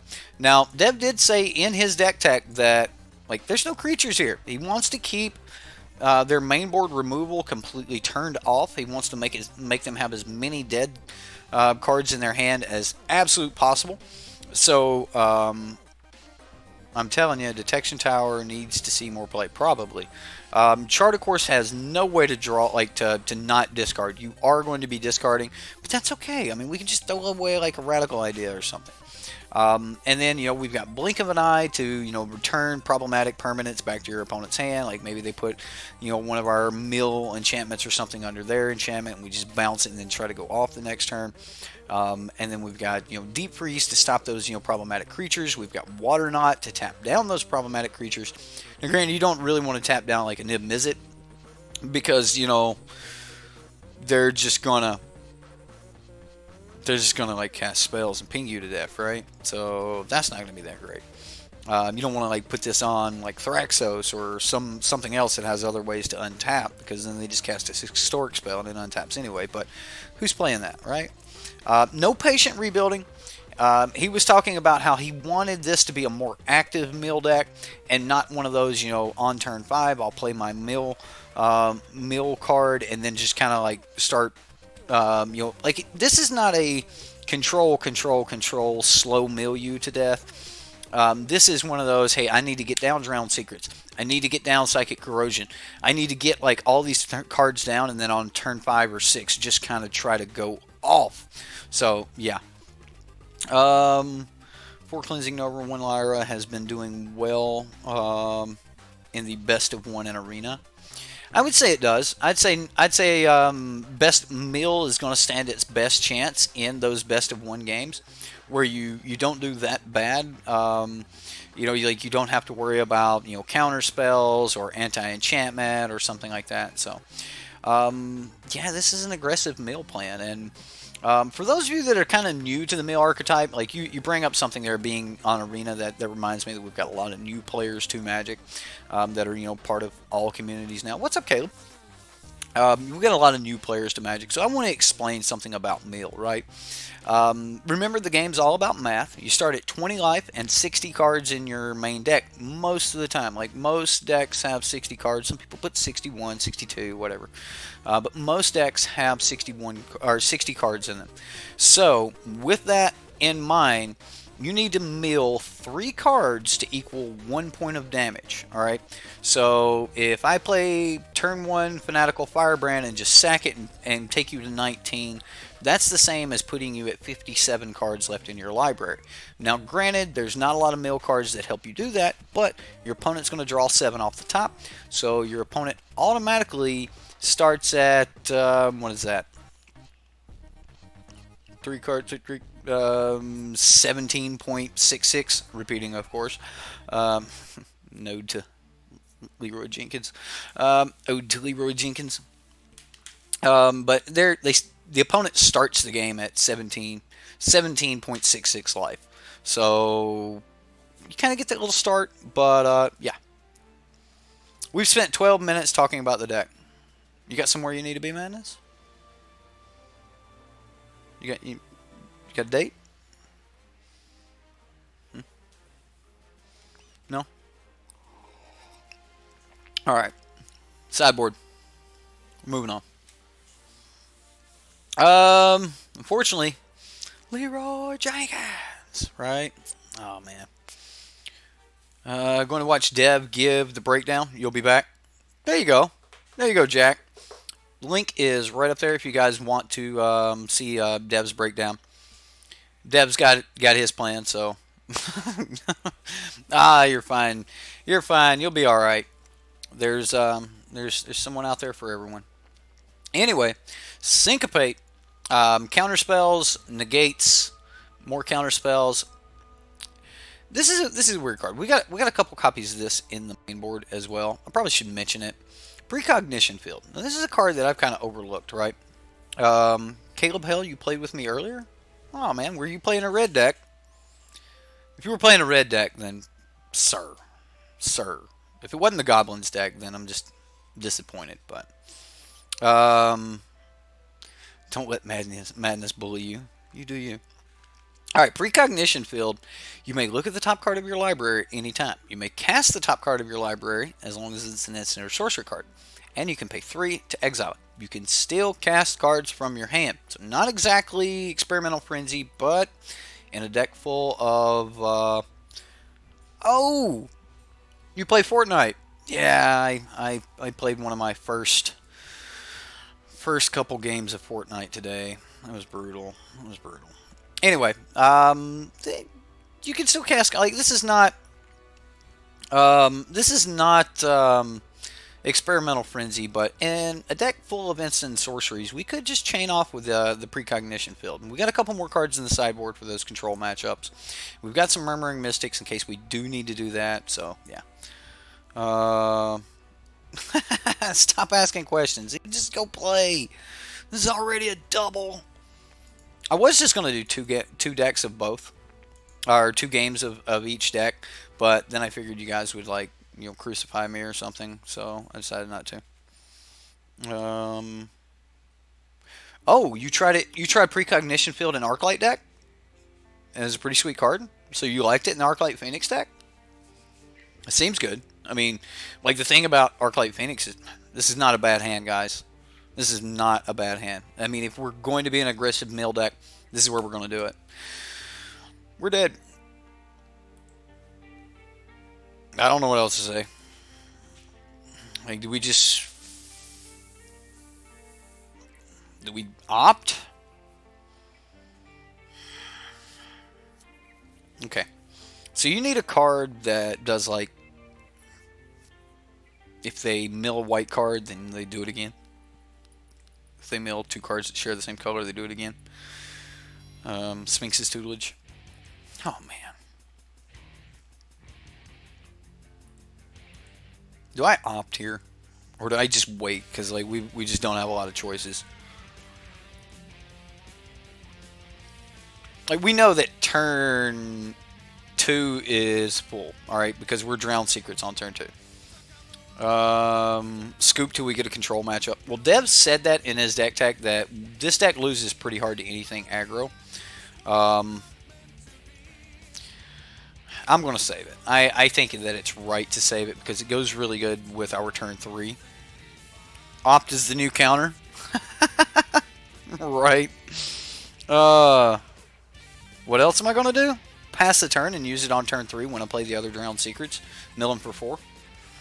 So, like, then I use all of my mana. Like, okay, so I either don't use 1 point of mana in turn 1, or I don't use 1 point of mana on turn 3.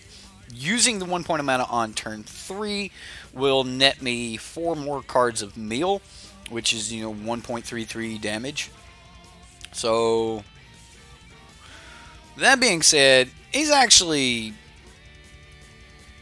Oh, man, this is...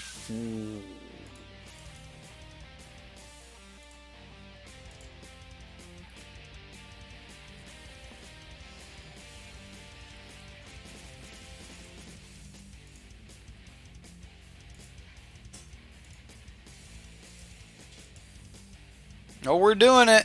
We're doing it. Deep freeze? Like, what do we want to freeze? 1, 2, 3, 4, 5, 6, 7, 8, 9. 1, 2, 3, 4, 5, 6, 7, 8, 9. That ain't gonna do it. I probably ain't gonna do it either. Might as well be turbo fog. What?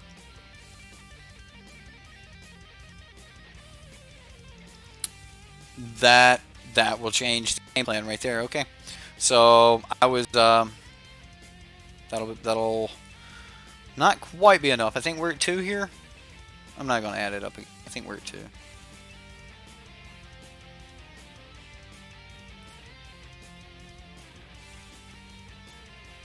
Hey, we got a deep freeze anyway. Well, I've got this radical idea. We got him down to 3, 4 cards.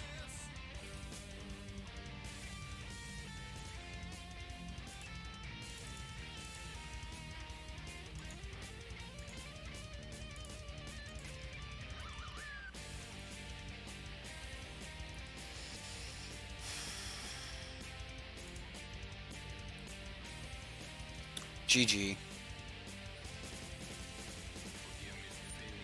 Yeah, yeah. So I think if you run fog, you just need to be like really deep in blue, and you need to be able to go like mission briefing back into fog. I think if you want to play a turbo fog deck right now, that's kind of where it needs to be. Well, I would be the blocker, the guy without creatures to block with. I would be the blocker. Oh, look, heroic reinforcements. I'm gonna let him have his fun. You have your fun, opponent. Bam! Turn 5, he put us at -20. Alright, so we're basically letting our opponents play Goldfish. We don't have any way to interact. We don't have anything that we can do. If you think anyone at your meta might be playing an aggressive deck, don't play this deck. Do not play this deck. If you think everyone at your meta is playing control, pick this bad boy up there. Alright. So, what's our best hope and prayer, right? We need some Murmuring Mystics. Blink of an Eye isn't going to do much. Like, what are we bouncing? I think we just want Syncopate. And then maybe like Deep Freeze just takes too long. Water Knot tapping things down. That's not bad though. I mean, 3 mana to stop a 1/1 is not that great. So we'll be dead before Rebuke. Probably. How's Mystic not in the main board? Because main board he wants to blank their removal spells.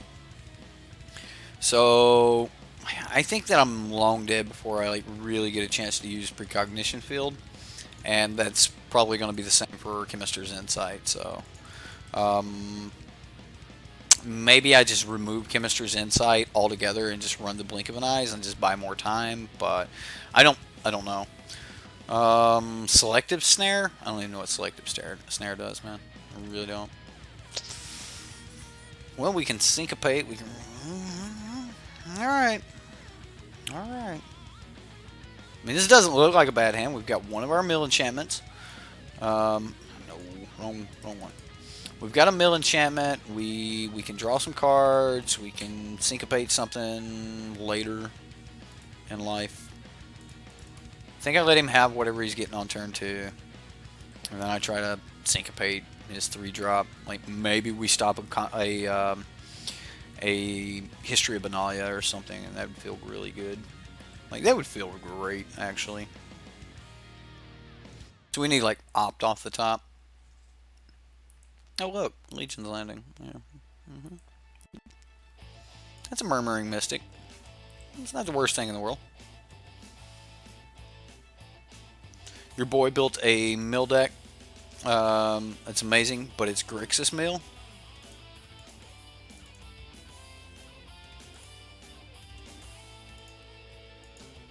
Got him! We got him! It's sad that I was right. I didn't even want to be right. I did not want to be right with him having that history of Benalia. I didn't want him to have other things either, but... Okay. This is our time buyer, like everything right here. This guy has got to survive. If this dude doesn't survive, we're just dead. If he survives, though, we might actually be able to mill this deck out. Heroic Reinforcements. Do we survive this turn? Holy cow. Woof. Woof.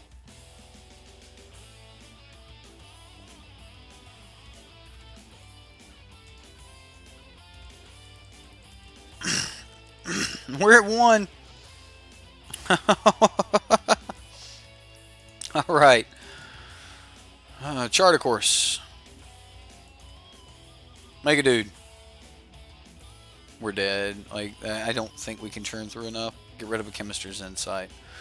Radical idea. Come on, we need an opt. We need an opt.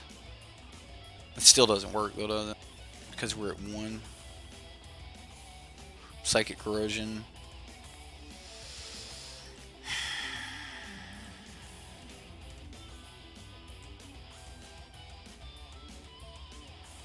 Better play a bunch of blue spells.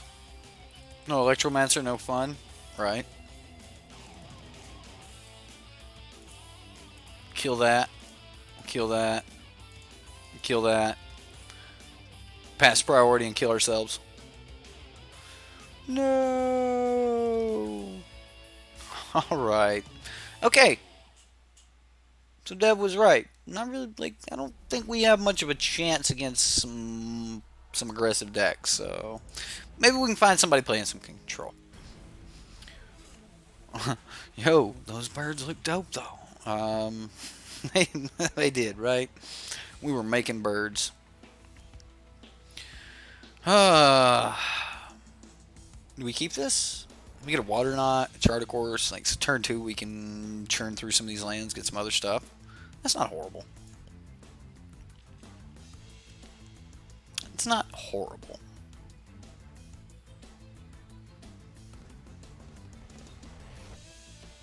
T1J. I don't know what T1J is.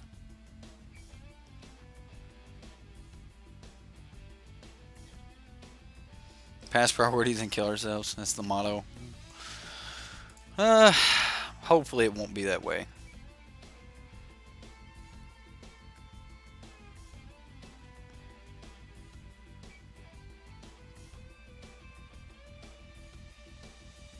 You may have an interesting Murmuring Mystic idea. Well, look. Oh, T1J. You're T1J. See, I'm thinking Murmuring Mystic, Talrod Jr., right? TJ. Oh, come on, opponent. Don't take our charter course. Then we're just left with 5 islands and a water knot. Yes. Quanzai duplicate and TJ are really good. Selective snare. Selective snare, is that the one where you get to pay like X and like call angels or something and return all, like, turn X angels?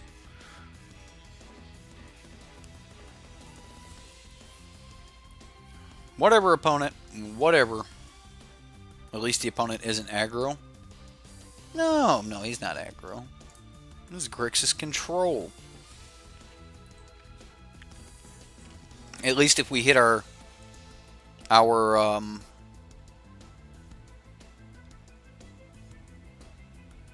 at least if we hit our enchantments, they can't remove them, because Grixis doesn't do that.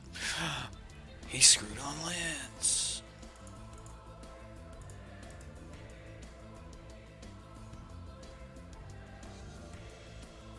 Look what we found. Another land. I gotta go for it, right?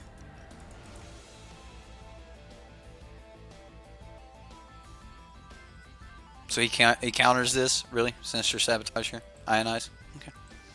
You got me, opponent. Hope you don't get another land. Hope you just get land screwed. Wishing bad things for my opponent.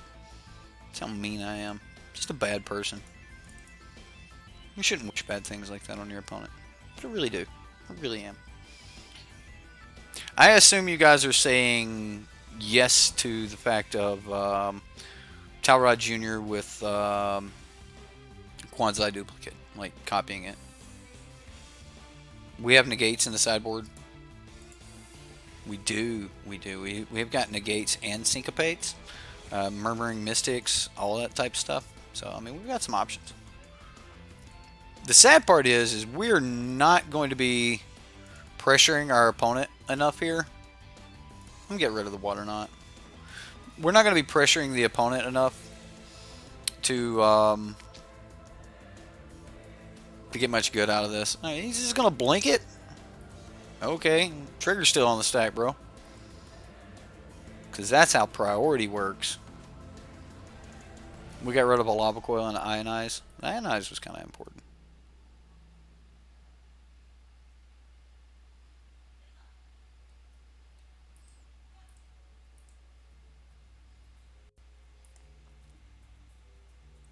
I wonder if there is a MTG bot like Nightbot. There is. I have MTG bot on Twitch. I do not have MTG bot on YouTube because there's not one for the YouTube. But I've got it on Twitch. I could technically have that up, so like I could merge my two chats. The problem is when I merge the chats, when I merge the chats, they end up looking like... Let's see if I can load that. This may mess everything up. I'll fix it if it does. Chat will look like that. So, chat will look all like crazy, but you can go...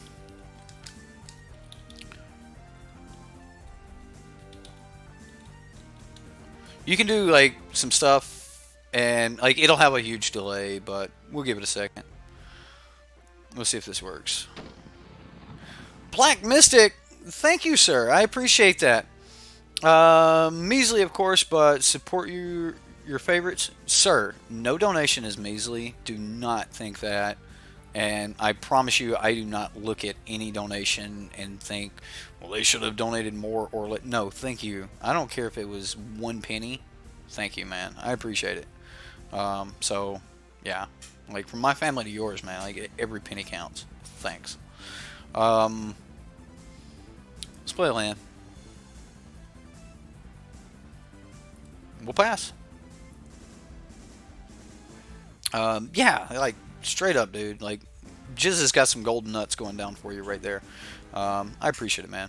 Like, thanks.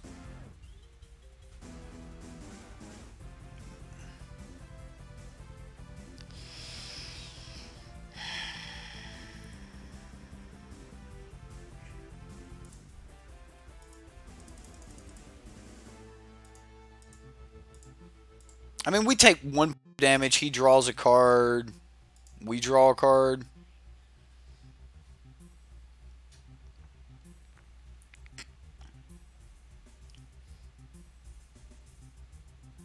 The bot didn't seem to work. Did it not bring up?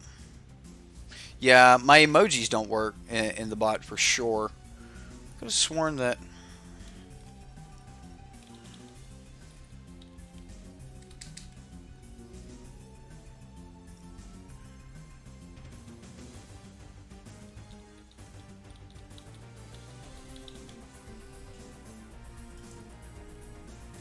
We're going to see if that works.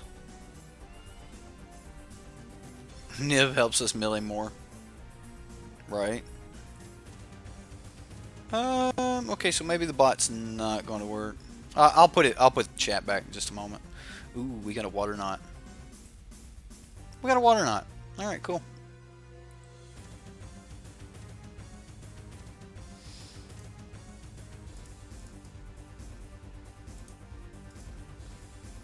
The opponent's getting mad at me for not playing faster here, so yeah, I'm gonna switch back over. All right, so we'll do that. Get rid of Twitch chat.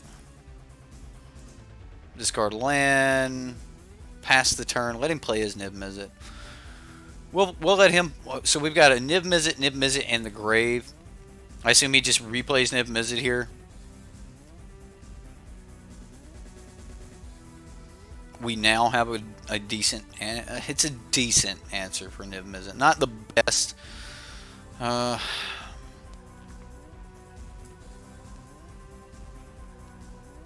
He still gets to like deal damage to us. It's gonna kick it again. Just bounce it back. Just bounce it back. Oh, has he got a dive down? Ooh, taking a page out of Adrian Sullivan's book.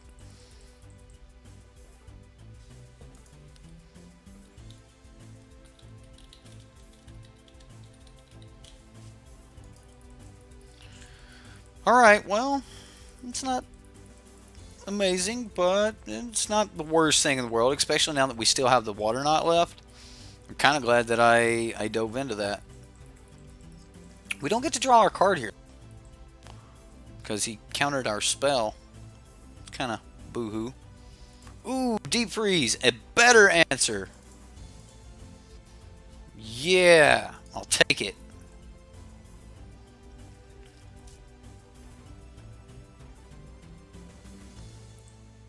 We got him below 35 cards? We did. Oh my goodness.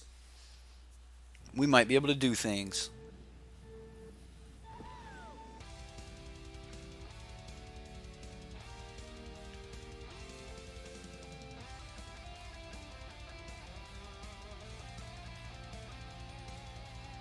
You call it, Nicholas. Deep Freeze off the top. It's just a good clean answer to him, is it? What is this?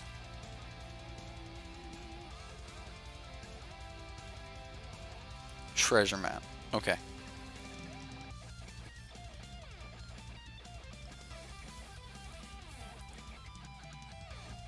Opponent salty now? Oh yeah. You know he's salty. We'll draw 2 cards. Hey, those are cards. I like all of these cards.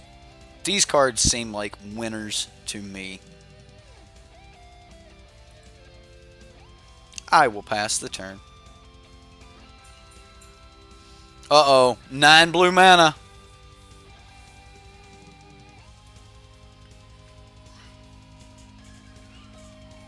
Why would he be raging? I don't know.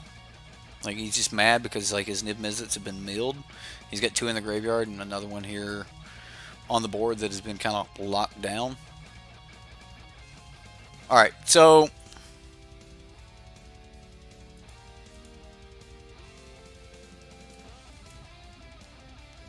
he puts the card on the bottom of his library.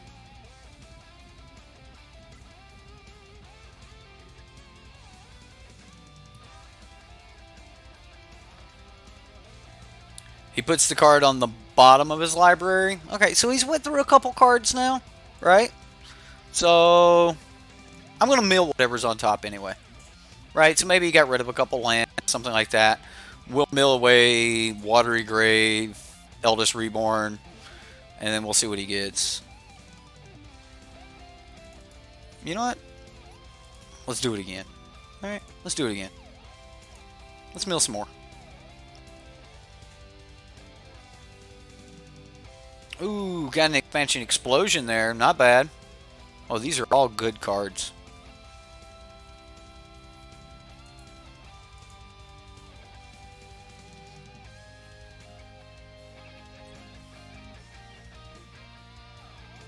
Opt first, draw cards later.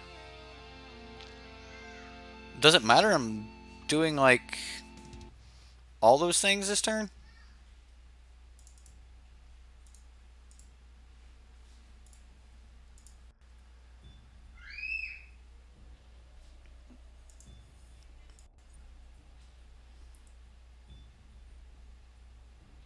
Like, I'm casting them all this turn, and Doesn't really matter what the opponent does.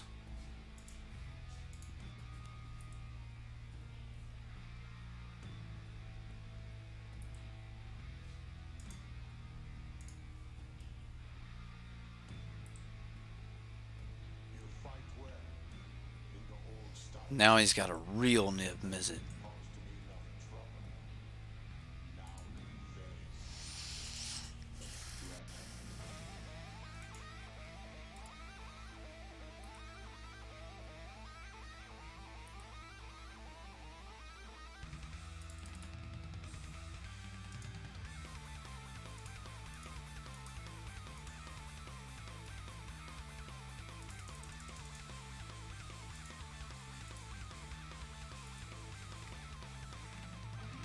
I mean, I could have water knotted it.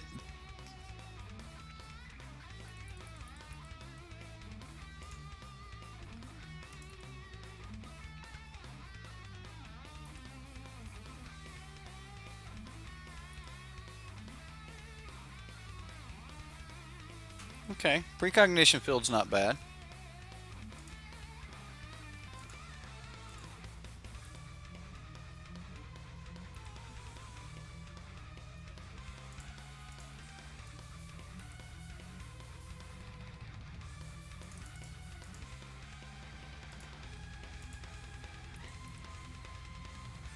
I mean, we're kind of doing it. Not gonna lie here, ladies and gentlemen. Like, things are happening.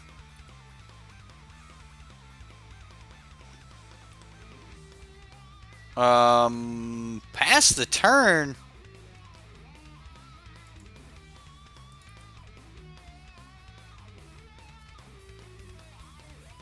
I'm, I'm blued. Habba dee habba.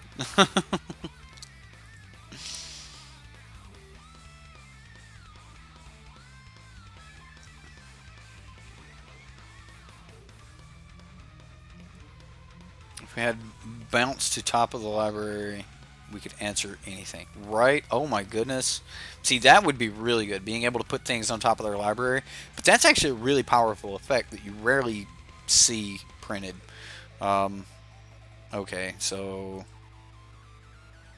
we just need to cast instants and sorceries and make him... Alright, we're at 14, right?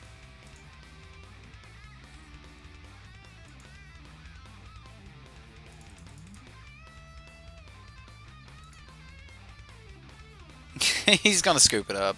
He's probably not even going to play against us again. The opponent was kind of salty at the very beginning of that, so like he just may not even want to play against us. I think I want negates. Syncopate's probably not bad either.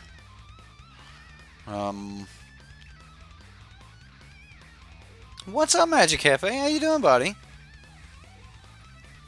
Long time no see. Right? Some golden nuts for us and some salt for the opponent. What do you... some salty nuts. Hang head and shame. Alright, so I think I can get rid of, like, Water Knot.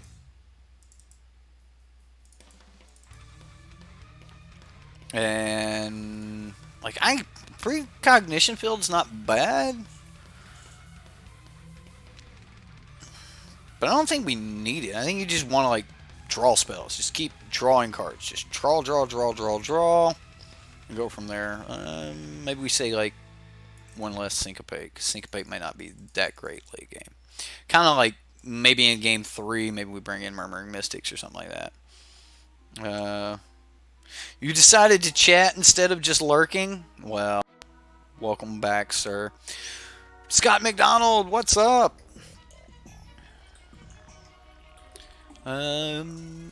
I'll keep. I mean, we've got some lands. We don't have our, like, our enchantments, but we didn't have our enchantments last game either, and we just kind of got to them, so. Expel from Araska puts cards on top of your library if you have the city's blessing. See, that's not bad. That's not bad. I mean, it's going to be a little bit hard for us to get the city's blessing, but it's not, like, impossible. And we can opt it end of turn here. Expel from Araska.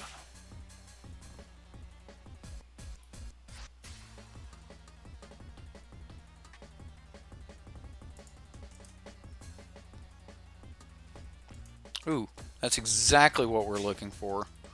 We'll get that down this turn, and then there's like almost nothing you can do about it other than like blink of an eye, which seems good.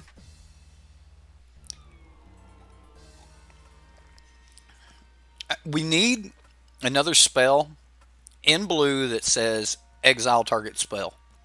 This way we can get around those cannot be countered things. So you could run maps to help with blessing. Yes, you could. That actually wouldn't be that bad. I would like maps over the precognition field. All right, well, on turn 5 he gets to have Niv Mizzet on 5, and then we deep freeze it.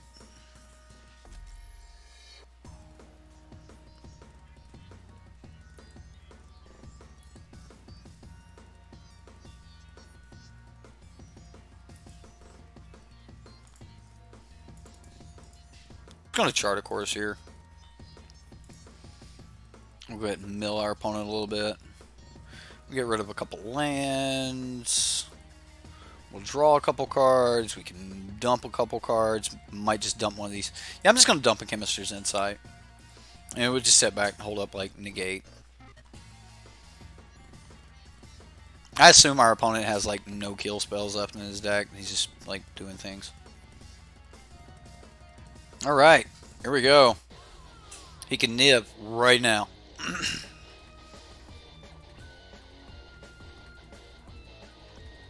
He can Niv with dive down, back up. I don't like that card, opponent. Don't like it. So counter me if you will. If you must. The funny part is we're ahead on clock now.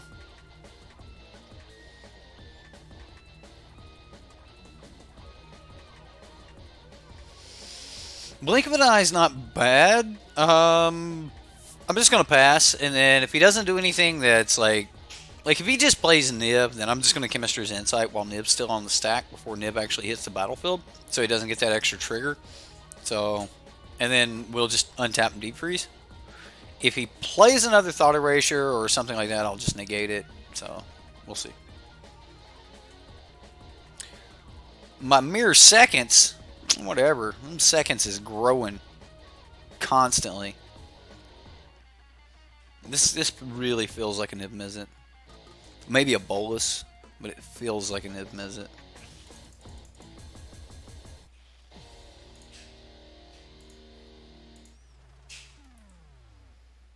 I wonder if he's got the dive down, and we have to.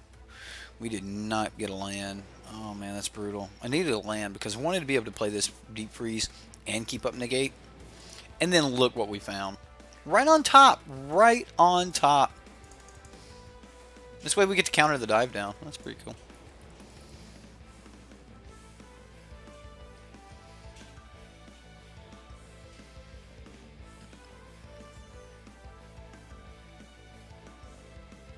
What? He's going to go ahead and sack the treasure. Ionize.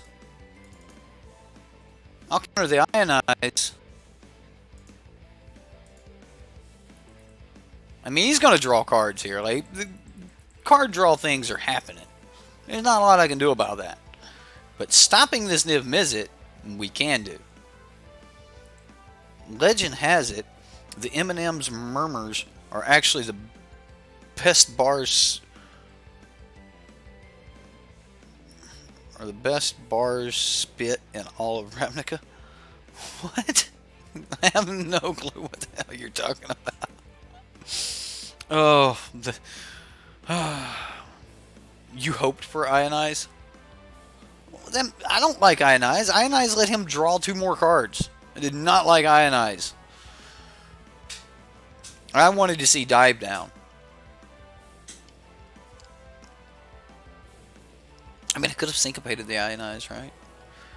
And maintained the negate.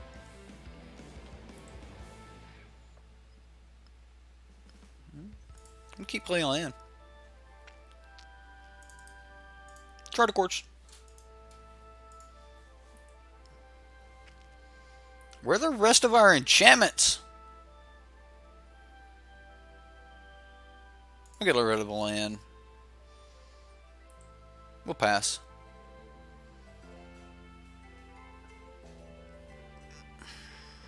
Okay. Ooh, he put a card on top of his library. Wonder what it was. Let's take a look.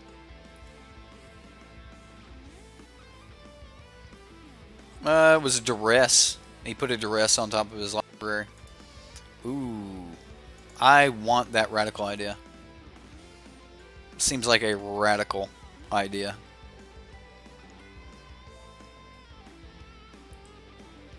The spitting bars. I am confused about the spitting bars. Eminem is a rapper, yes, but his name is not spelt like that. Yeah, whatever. He's the real Slim Shady. Yeah, he stood up. That's right. He put one finger on each of his hands up too. You know that? That's right.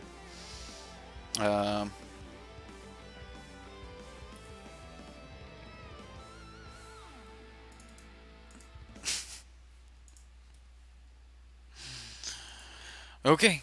Mill some more, opponent. We'll draw a card. That's all this deck does. If you like to draw cards, it's pretty good.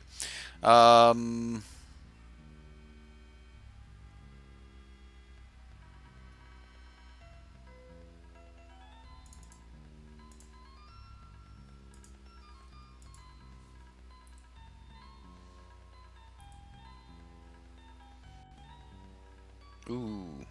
I think I get rid of a blink of an eye here.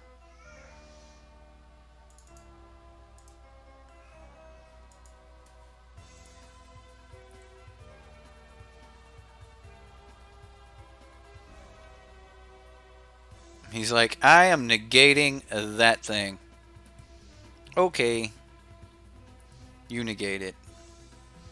You don't need this to happen any faster than it's already happening, right? I mean, because you're already on tilt, right? You have to be on tilt right now. Alright, so we've got another... We know he's got 4 Niv Mizzets. And it seems like to be the bulk of the win con here. So if we got one... Ooh, there is a Nicol Bolas. There's a Nicol Bolas.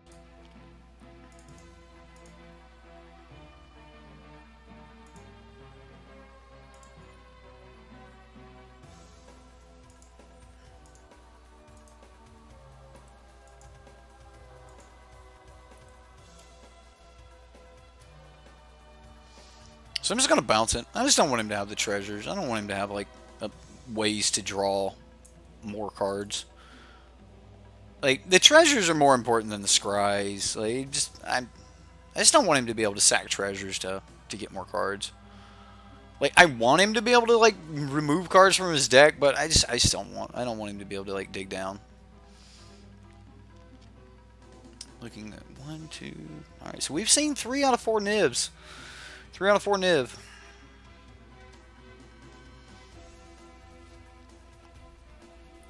No, there's his treasure map back. Alright. There we go.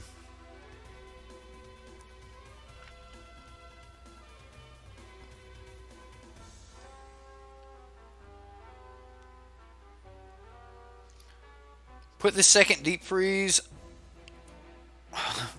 Puts a second deep freeze on the opponent just to spite him, right? Oh, that'd be mean. That would be so mean. I was actually thinking about tossing the Syncopate for this Chemist's Insight. We could go, like, Radical Idea, whatever we get off the Radical Idea, get the Chemist's Insight, get the Chemist's... Let's get rid of... We don't have to do it now, right? We can wait. We're in no hurry. We're in no hurry. We've got 1 Niv Mizzet left in his library, though, so I'm a little bit worried about that, but other than that, we're okay. Oh, no. No. I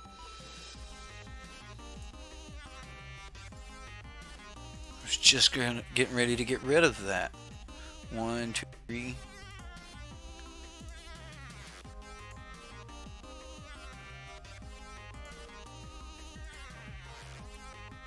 No, says I.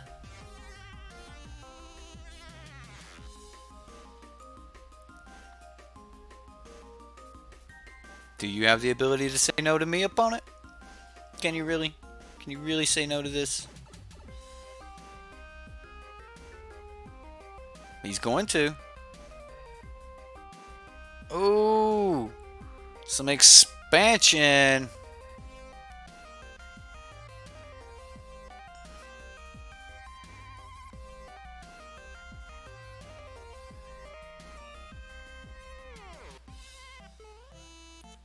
Alright, so the blink of an eye comes onto the stack. We're going to take 1 point of damage here.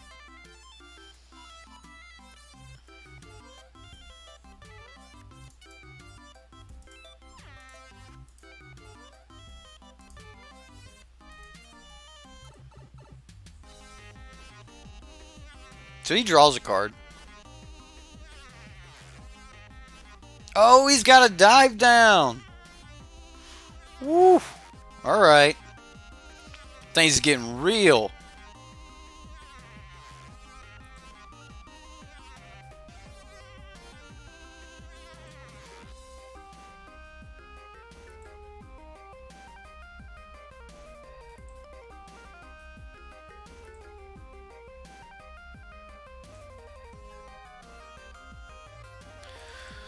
Okay. We just have to keep him from just killing us with Niv here. Like, from what it looks like he tried to put the Jeskai control deck that Adrian Sullivan was playing into a Grixis shell. It makes sense. Grixis might even be a better shell for it. He doesn't want to lose to this silly little mill deck. That was his dive down that he was going to like stop me from putting the deep freeze back on it too. So just saying. Uh-oh, we're at 10. 1, 2, 3, 4. Okay, he can't just kill us here. It's close, but can't just kill us. Yeah, I kind of expected this to happen. Another reason for him to not have those treasures. Alright, plus 3 more.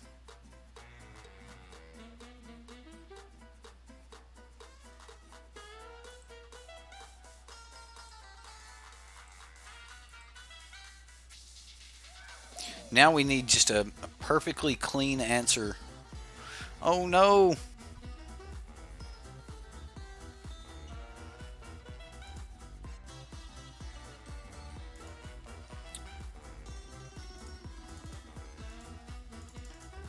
Do you have another dive down?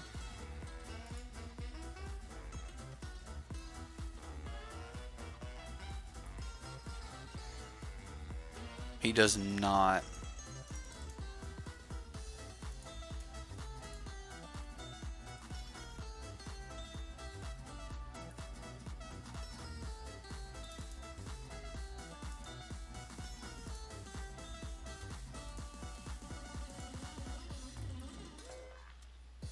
Alright, well.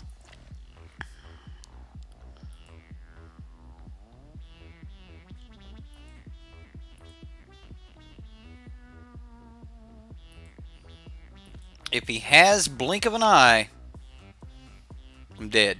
Dead to blink. Dead to blink. Come on, opponent. You got to remember what's on the bottom of the library. You got 3 cards left. And then he draws a card this turn, passes turn, and like he has to kill us this turn. It's now or never, right? You're right, Madness. He has to kill us right now.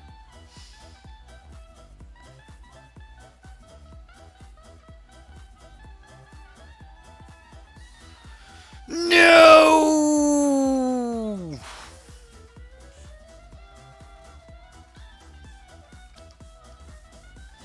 He wins. What's the printing on this daggum card?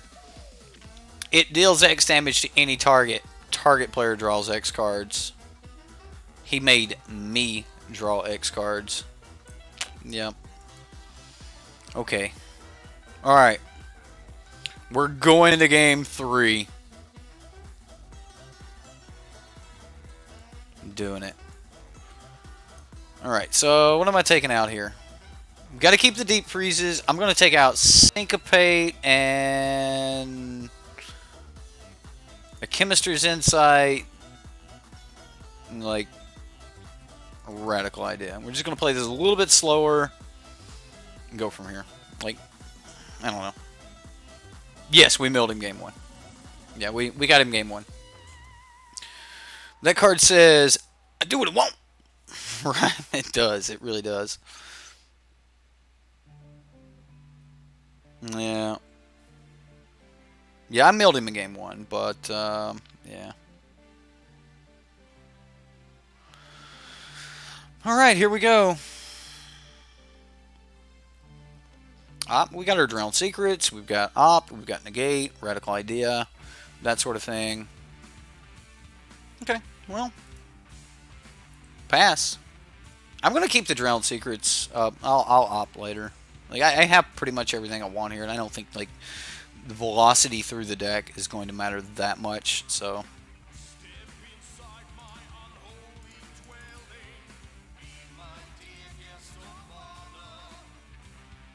And then next turn we can, like, Opt and hold up Negate.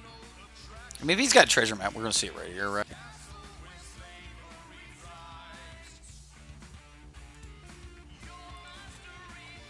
And then we'll Opt looking for another land to play the Murmuring Mystic.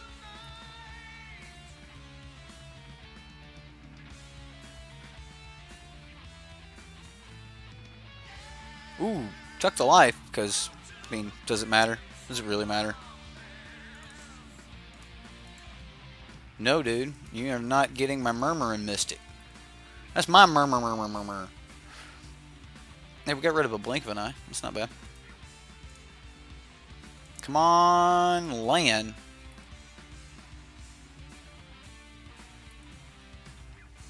Radical Idea. We'll put that on the bottom. There it is. Wonder how many removal spells he kept in the deck.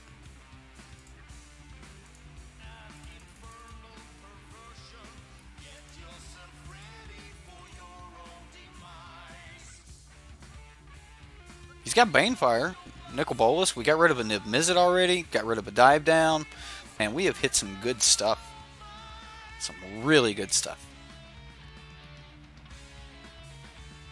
These Radical Ideas are going to be so good with these Murmuring Mystics. Whew. Definitely needs rebuilding as Kanta. Fountain of Renewal, at the very least. Oh, man. And Secrets is just the thing that could help. And, oh, Discovery for sure. Possibly. Discovery would be good. I don't think you actually want Patient Rebuilding just because, like, you're going to end up playing these really, really long games with that, but maybe.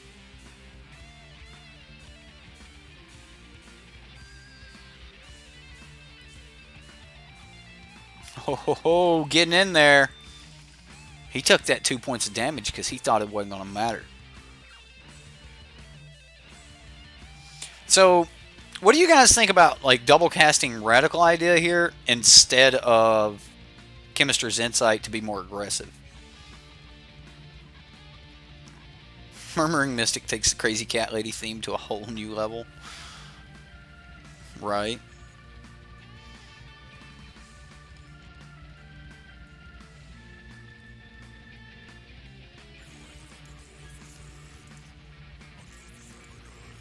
Sure.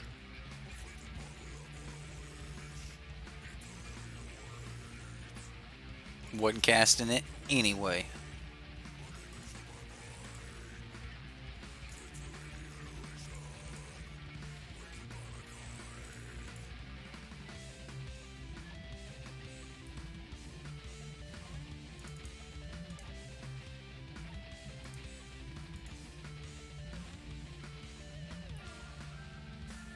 Deep Freeze.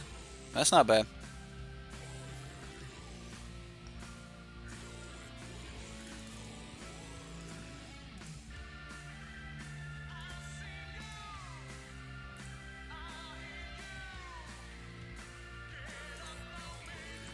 Getting in for 3. We might actually be able to get the super secret sideboard tech to just kill our opponent. More birds, more birds.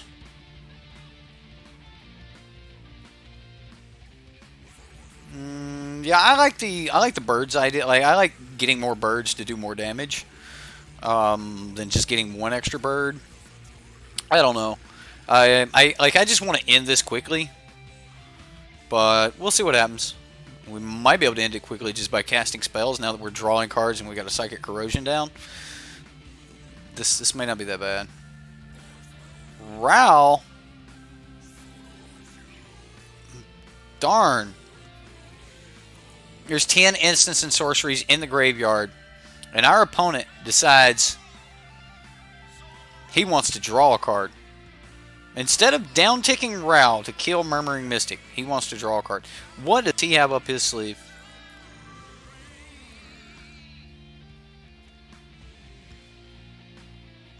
He took my Nagate?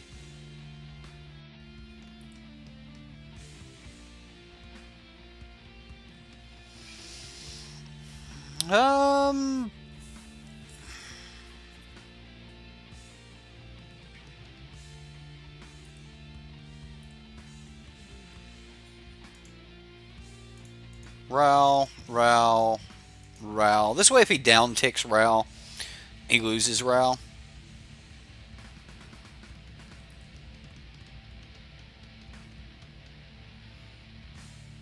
And then I can churn through a couple radical ideas or something. I've got to keep like this one island to be able to churn through these radical ideas. We'll see. Use Chemisters pitching the island. Nah, I mean, I don't think Chemisters is enough. Like, it's just not enough spells. Yes, there's a Chemisters Insight in the grave. There's also 2 radical ideas in the grave. I was thinking that we pitch island, a radical idea, pitch whatever we draw to another radical idea. We still draw 2 cards, but we make 2 birds with the same amount of mana. I don't know.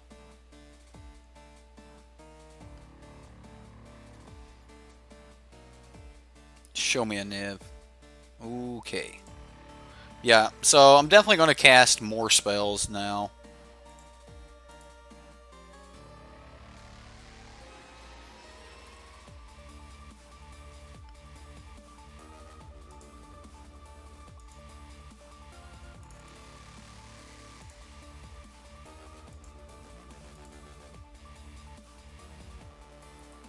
That's why he didn't deal with the birds. He thought that his Niv Mizzet would get there. He's down to 20 cards left in his library, though.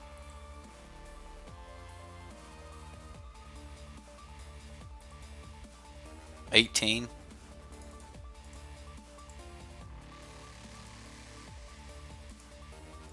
$16. You have your dive down?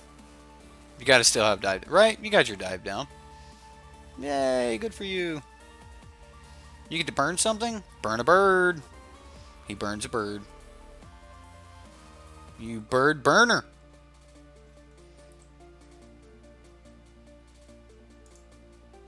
Ral.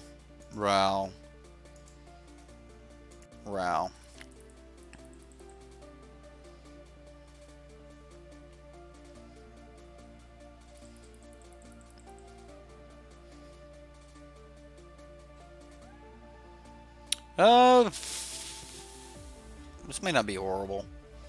He draws a card. He should have done that before Ral took the extra damage. Come on, dude. If you were going to do that anyway, that's just bad play. That's a punt. That's a punt upon it. Yeah, I was kind of expecting the dive down. Still got to get at the Ral, though. We got him down below the ability to neg. So we just have to... No! I need an opt. Okay. Guess we just have to mill him. Opponent needs to speed up.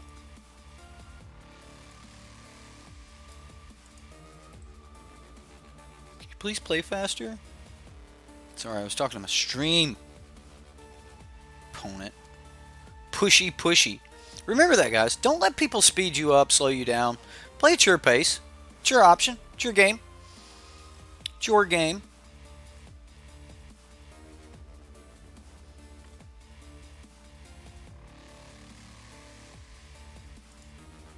I'm going to do it now. get rid of a Psychic Corrosion just because I'm not going to have the opportunity to cast it. Like, this Nib's going to kill us in the next turn or two, or he's not, one or the other. We'll see. Alright, 6 cards.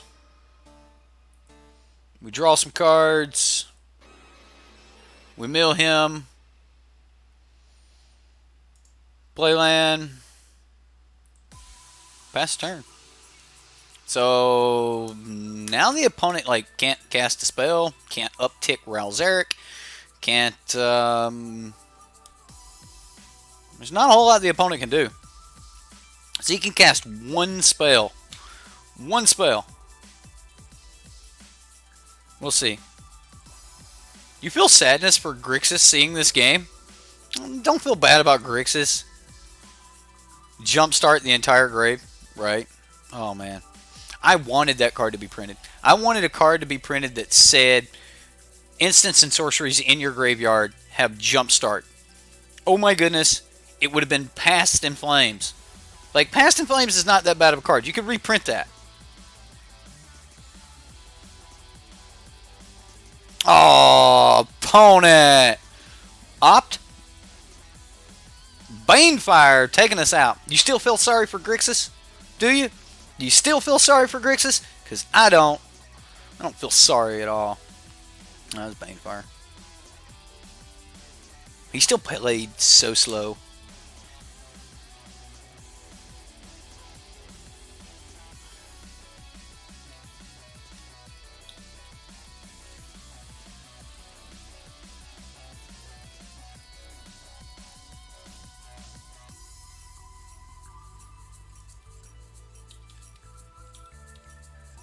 GG, fella.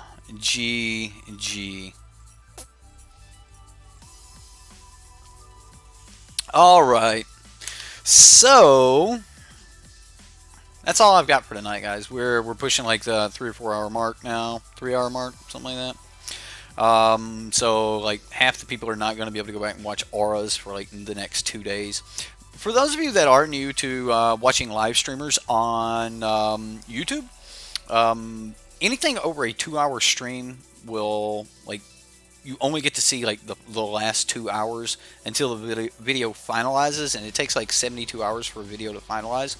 So if you guys want to like go back and catch the beginning of the stream, you want to rewatch some stuff, the Jeskai Auras deck, like, most of that's probably not going to be available for the next like 24 to 48 hours, maybe 72 hours, depending on how long it takes for them to finalize it. But that's just kind of how it works. So if you ever look at a stream and you're like, where's the first 20 minutes of this stream? You know, then that's what happens. Katie, have a good one. Magic Cafe, have a good one. I know a lot of you guys are leaving. I am going to do my shameless pitch right now. Right, it was a $20 deck. It was a $20 deck coming up against like 4 Niv Mizzets, you know, expansion explosions, all of the really cool stuff. So I mean, it was fun. It was fun, right? Thank you, Mystic. I appreciate that, man. Like, you guys are great. I actually missed hanging out with you guys while I was away on vacation this last week. Went to see some family for Thanksgiving, and I was like, man, I miss my stream. And then, like, I'd been out all day on Thursday, which is the day that the premiere video was coming out, and I was like, I'm gonna be awake for 7 o'clock. I'm gonna be in chat with him. We're gonna watch this Is It Drake's deck together. And I was so fat and happy after eating all that turkey and ham and deviled eggs and stuffing. Oh, stuffing with giblet gravy. Why do we only have that like once a year? What is wrong with us? That's good food. Anyway, I ended up falling asleep and I didn't get to hang out and chat with you guys, but I'm glad you guys liked it. Anyway, we got a bunch going on this week, as I've said for most of you guys, gals, everyone. We've got a lot of we've got more devs deck coming out this week. We've got community decks coming out this week. We've got Patreon decks, which if you guys want to get in on any of that, you can always just post your decks over on the Reddit, and if they get votes, we will play them on Subscriber Sunday. That's right, deviled eggs. I love deviled eggs, man. Like, I don't like paprika though, right? Like, I want a little bit of, like, a drop of habanero sauce on top of my deviled egg, right? Yeah. Yeah. Like, I don't want it to just taste like it's got pepper in it. I want to sweat a little bit. Yeah. Oh, man, that was probably loud. I'm not supposed to do that. Anyway, eat Thanksgiving food whenever you want, fam. Live your best life and stay hydrated. I love it. Habanero? Habanero? The hot stuff. Like, I don't eat, like, ghost peppers or those, like, the California, or the Colorado, whatever, that Carolina. Yeah, I don't eat that stuff. I don't eat those peppers, but you know, some habaneros or whatever.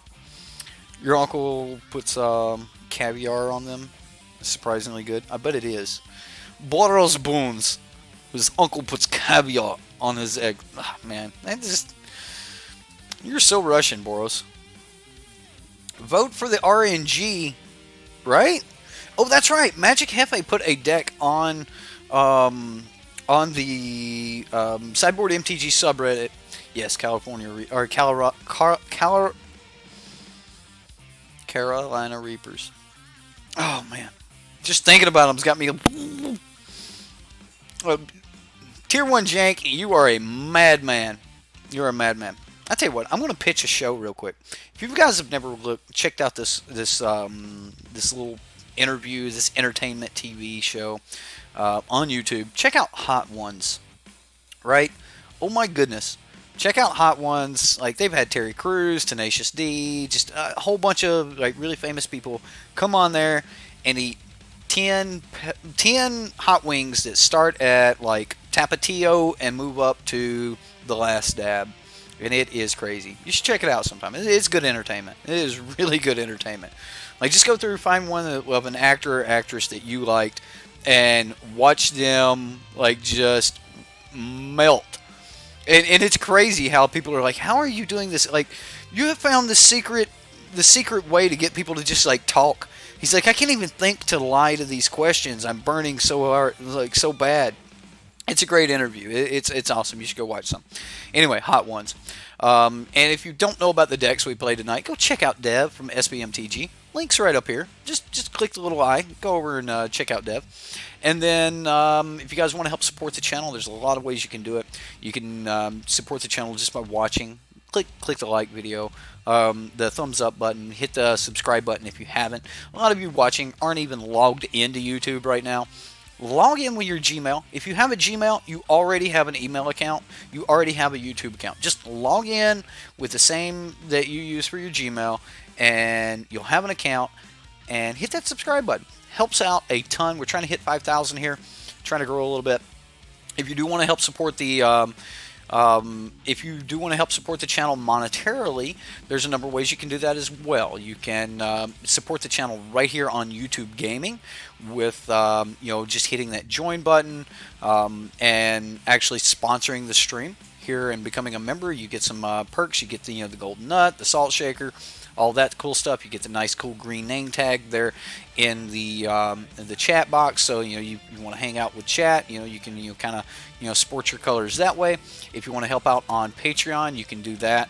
For those of you that do donate 10 or more a month, then I will run a deck once a month for you, which we've got a lot of those decks coming up this week. If you want like advice on decks, things like that, personal deck doctors, that sort of thing, I will help you out with that. I do a lot for my patrons as far as like those that just like direct message me. I'll be more than happy to help you. As far as like Patreon only content, I've actually backed off of that, and I'm probably not going to be offering that at any point in the future, just because like I want to do more just content in general, and I don't want to take more away from like everyone. And I think most people that support me on Patreon would probably support that idea. So I'll go from there. Conwin, thank you for subscribing. I'm not even going to jump into that last name, but thank you, Conwin. I appreciate your subscription. And then if you guys want to play Dev's decks, like maybe you don't just want to watch me play Dev's decks, maybe you're like, I think I can play it better than that redneck, right? Do it. Just you don't even have to buy the cards. All you gotta do, for the price of your Netflix subscription, you can sign up for manatraders. You'll be able to just pick up all of his budget decks, most of his non-budget decks, for the smallest package that manatraders has available. They're a rental service. It's what I use to be able to play these decks. If you do decide to sign up, don't forget to use the coupon code in the description box below. That is SideboardMTG Blue. That's our coupon code for this month. It's still valid, I think, until the 10th of next month. And then we'll have another code. Either way, 15% off your first 3 months when you sign up. Pretty good deal. We're talking like for the price of a couple Nib Mizzets, you could play an entire season, right? I'm not a redneck. You're our redneck. I got you, brother. I appreciate that. That means a lot. I want the title redneck, right? But I want to break the stereotype, right? Like, we ain't all got to be like non-math knowing peoples, right? So anyway, we've got a lot going on. I hope you guys enjoy. Hope to see all of you back. Bring your friends. Word of mouth at FNM is also great if you want to help support the channel. Like, dude, check out this guy, Sideboard MTG. He plays a bunch of just like some new stuff. Like, there's a lot of budget decks. There's a lot of stuff like that, and it helps help get new people into Magic. So, other than that, non-math knowing peoples. Well, that's like when you think of like when I was in Arizona and people would talk about like rednecks and stuff, like everybody had this impression of, you sure do got a purty mouth, boy, that kind of redneck, like some Deliverance shit. But that ain't us, right? So I want people to think that I'm a redneck, but I want to break that stereotype. I want people to go, you know what? I kind of like rednecks. I like how they work, and that's the redneck I want to be. So anyway. Yeah, we do things a little bit harsher, a little bit, we're a little more brash, a little more open-spoken. Is that right? Open-spoken? That can't be right. They don't even sound right. Yeah? All right. Either way, hey, y'all, hold my beer, watch this. Redneck's famous last words. See you all next time. Outspoken, right? See, I don't even want to say outspoken, but like I mean something else. Like we say things. Yeah, I guess maybe it is outspoken. Maybe that is the proper word for it. All right. Either way, my name's Eric. I had a lot of fun. I hope you guys had fun. Well, open spoken sounds like a bicycle issue. We got open spokes. Give you that happy song? You got it, Adrian. Or Aiden. Aiden? Aiden. I'm probably going to end up calling you Aiden. Like, I keep looking at your name going, is this Adrian Sullivan? But no, it's Aiden. Oh, wow. Shower? I don't know. I got you.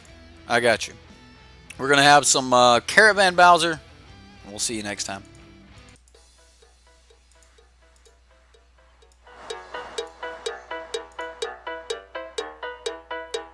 Shower. Is that right? Shower? Well, I tried. Put the wrong emphasis on the wrong syllable. We'll see you next time.